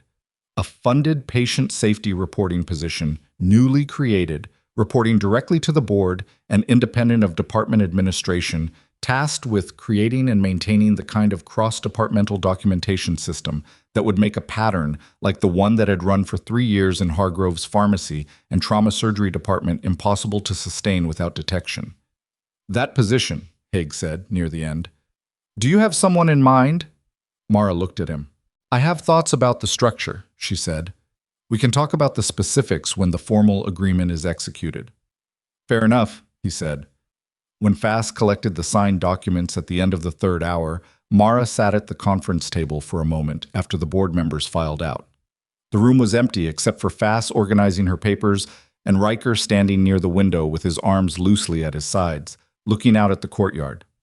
"How are you feeling?" Fass asked. "Like I want to go home," Mara said. Fass smiled. A brief, genuine thing. "Go home. I'll handle the filing." Tut. The criminal proceedings moved on their own timeline, which was the nature of federal cases, and which Mara had accepted from the beginning. She followed them through Stills's periodic updates and the portions that became public record, and what became public record was substantial. Aldrich Mercer surrendered his medical license to the state board in exchange for a cooperation agreement in the federal case. The state board accepted the surrender and closed his surgical privileges permanently. His cooperation statement, which detailed 3 years of the billing fraud and the specific mechanism by which the pharmacy substitutions had been processed and disguised in the clinical documentation, became the foundation for a federal indictment that named 5 individuals, including Mercer, Sylvia Park, the pharmacy director Osgood, and 2 administrators in the billing department whose names Mara had never encountered during her 14 months at Hargrove. Park's arrest happened on a Thursday morning, 6 weeks after the board meeting. Mara found out through a news notification on her phone.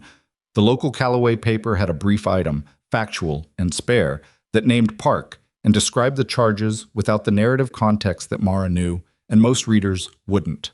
She read it twice and put the phone down and made coffee and stood at the window on Clement Street and felt something that she would have called, if anyone had asked her to name it, the particular quality of a door closing on something that had been left open for too long. Not happiness, not triumph. Just closure, in the literal sense, a thing completing itself. Mercer's sentencing happened 7 months after that. Mara didn't attend. She read the outcome in the federal case summary that Stills sent her as a courtesy. 4 years, restitution, permanent prohibition from any position in a federally reimbursed healthcare institution. Park received 6 years. Osgood, who had cooperated earlier and more fully than Mercer, received a reduced sentence and was required to provide full testimony in all subsequent civil proceedings. The civil proceedings were the ones that mattered for the patients. Harlan Price filed a civil suit through an attorney in his county. So did Gerald Dolan. The suits were against the hospital and the pharmacy, and in Mercer's case, against him personally. Mara gave a deposition in both. She sat in a conference room with a court reporter and attorneys for both sides, and walked through what she'd observed, what she'd documented, what she'd found in the pharmacy records. She was precise, and she was patient, and she didn't editorialize because editorializing wasn't her role in that room. Her role was to provide a factual account, and she did it the way she did most things, which was thoroughly and without performance. Ruth Ann Dolan attended both sessions of the Dolan deposition, sitting in the observer's chairs against the wall in a dark blazer, and the direct, unperformed gaze she'd had in the surgical waiting room. She never spoke in the deposition room. Afterward, in the hallway, she stopped Mara. I looked up your record, she said. The military record. The newspaper mentioned it when the case went federal. Mara waited. Why didn't you ever say anything? Ruth Ann said. When you worked here. Why didn't you tell anyone what you'd done? Mara thought about it honestly. Because I didn't think it was relevant, she said. I came to Hargrove to be a nurse, not to be a credential. Ruth Ann looked at her for a long moment. My husband is fine, she said. He's home. He's Gerald again. A pause. I wanted you to know that. I'm glad, Mara said, and she meant it in the complete, uncomplicated way that she meant things that were simply true. Thank you, Ruth Ann said, for not letting it go. Someone had to, Mara said. It was the most honest thing she knew how to say about it. Priscilla Waverly called on a Tuesday afternoon in March, 8 months after the federal investigation had gone public. She was calling from a hospital in another state where she'd been working for 18 months, a trauma unit that Mara gathered from the conversation was decent and functional and not quite enough. I read everything, Waverly said. Her voice was measured in the way of someone who had been measuring it for a long time. The case, the investigation, your name was in a lot of it. I know. I want to ask you something. Go ahead. When you found the Dolan record, when you saw the discrepancy, did you know what it was going to turn into? Did you know it was going to be… She stopped. All of that? No, Mara said. I knew there was something wrong with the documentation. I knew the pattern of how I'd been treated meant there was likely more to it than one case. But the full scope? No. I should have pushed harder, Waverly said. When they put me on leave, I should have… You don't know what you should have done, Mara said. You know what you did. Those are different things. A pause. How do you do that? Waverly said. Do what? Not carry it like that, the should-haves. Mara thought about that honestly. I do carry them, she said. I just don't let them set the agenda. The ones that are useful, the lessons, I keep. The ones that are just weight, I try to put down. She paused. I don't always succeed. Waverly was quiet for a moment. The patient safety position at Hargrove, she said. I heard they're building it out, that you're consulting on the structure. Yes. What does it look like? It looks like a system that makes the pattern impossible to sustain without detection, Mara said. Cross-departmental medication reconciliation that flags discrepancies automatically. An incident reporting structure that routes to the board level when there's a staff complaint against a senior physician, not just to department administration. An anonymous reporting line with a federal compliance officer attached. She paused. And documentation. Systematic, dated, sourced. The kind that tells you something even when individual people don't. Can I ask? Waverly stopped, started again. They offered me the position, formally. The board sent a letter. They wanted me to consider coming back as part of the new structure. Mara hadn't known that. What did you decide? A long pause. I haven't decided yet, she said. I wanted to talk to you first. Mara sat at the desk in the apartment on Clement Street, the same desk where she'd spent 2 weeks building the record that had moved faster than she'd expected and reached further than she'd planned, and thought about Priscilla Waverly asking for her opinion on something that was fully Waverly's to decide. I can't tell you what to choose, she said. I can tell you that Hargrove isn't the same institution it was when either of us left. Whether it's the institution you want to be part of going forward, that's something only you can measure. What made you go back? The patients, Mara said. It was always about the patients. She went back on a Monday in April, which was spring in Callaway, but hadn't committed to it yet. The trees on the street outside Hargrove had started to green, but the morning was still cold enough that she could see her breath when she crossed the parking lot. She wasn't going back to the ER. She wasn't going back to the trauma bay, or the triage desk, or the position she'd held for 14 months, while a system ran underneath her that she'd had to dismantle from outside the building.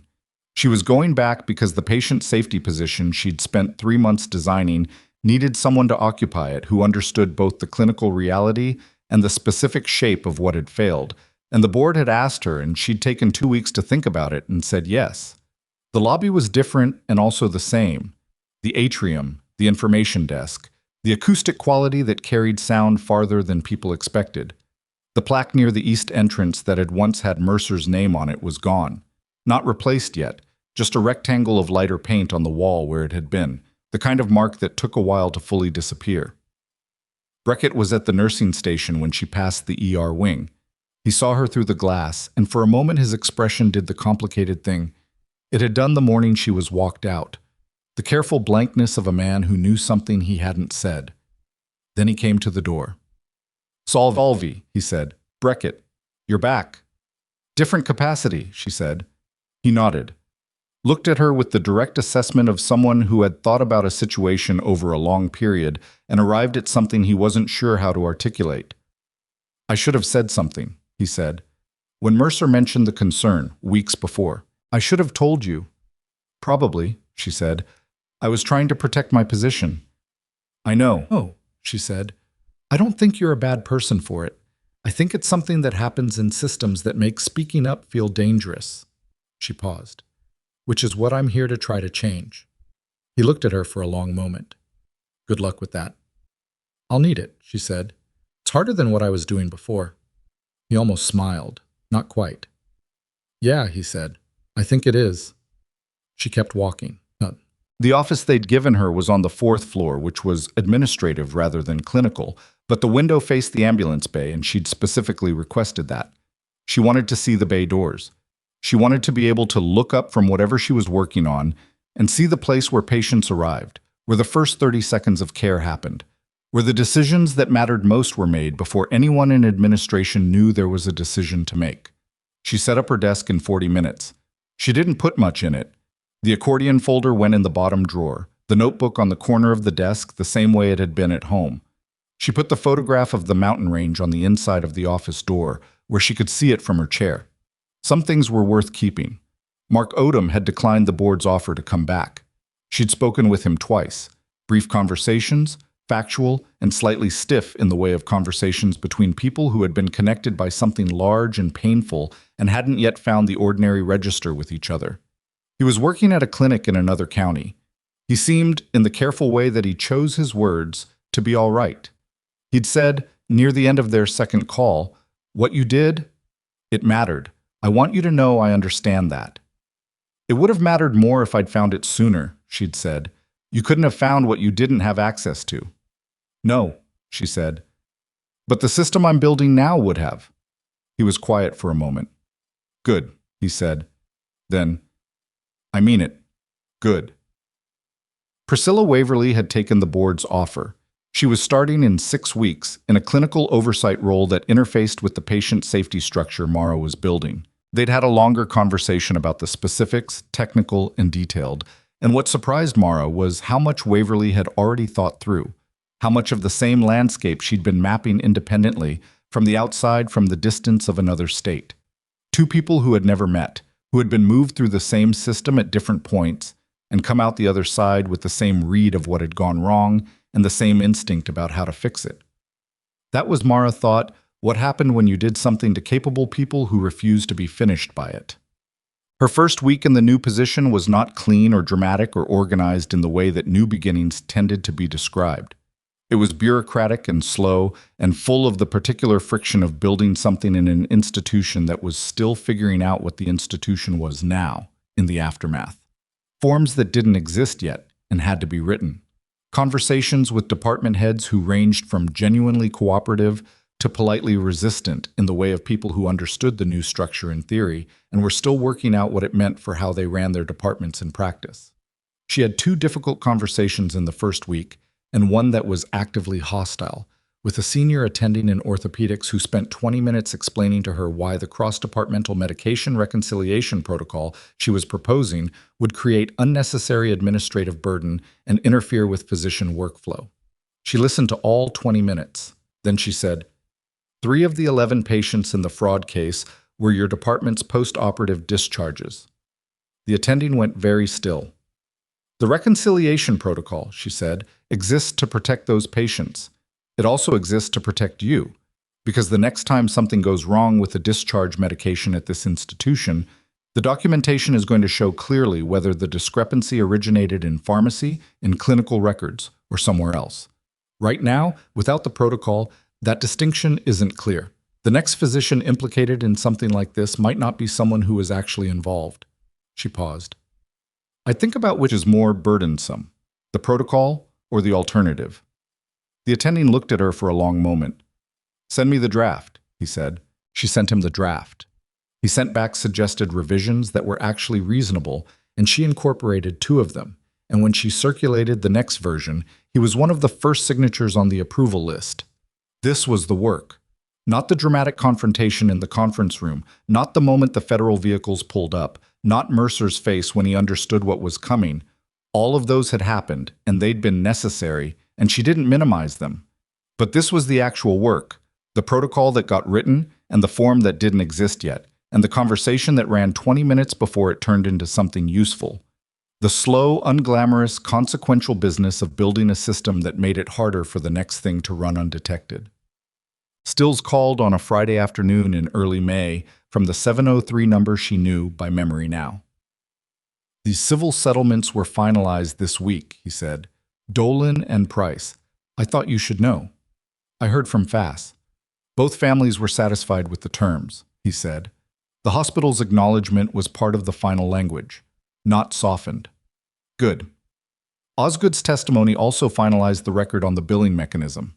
It's fully documented now, so 3 years, the amounts, the substitution categories, how the accounts were structured. A brief pause. Park's appeal was denied yesterday. She starts her sentence in 3 weeks. Mara was at her desk on the 4th floor with the ambulance bay visible through the window. 2 paramedics were offloading a gurney below, moving with the specific, efficient urgency she'd spent 11 years alongside. She watched them move through the bay doors. There's one more thing, Stills said. More of a, I don't have a formal reason to tell you this, but I'm telling you anyway. Go ahead. Mercer gave a full statement as part of his cooperation. Not just the billing fraud mechanism. He talked about the individual cases, what he knew about each patient's deterioration and when he knew it. A pause. He talked about you. About the morning you identified the Dolan discrepancy. What he thought when you told him about it. She waited. He said, and I'm reading this directly because I want to be accurate. I knew what she'd found was accurate. I knew in the first 30 seconds she was right. I filed the report because removing her was easier than dealing with what she'd found. I thought she was someone who could be moved without consequence. The ambulance bay was quiet now. The paramedics had gone inside. The doors were closed. Someone who could be moved without consequence, she repeated. Yes. How did that work out for him? She said. It wasn't really a question. It did not work out well, Stills said, and there was something in his voice that was as close to dry humor as she'd heard from him across 6 months of phone calls. I thought you should hear it in his words. Thank you, she said. I mean that. I know, he said. Take care of yourself, Ms. Solvay. She put the phone down.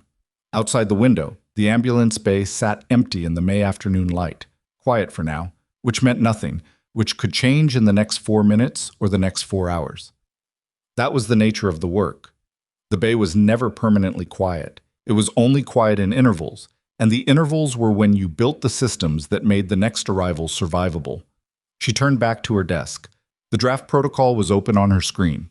She read back through the last section she'd written and found a gap in the documentation chain for night shift pharmacy reconciliation and fixed it, writing 3 new sentences that closed the gap completely, because gaps in documentation chains were how things survived that shouldn't survive, and she was done allowing that. She thought about the photograph on the inside of the door behind her, the mountain ridgeline she'd carried from one locker to the next without particular reason, just because she'd liked the way it looked. She thought about Riker reading that sentence into a federal file. If she says something happened, it happened.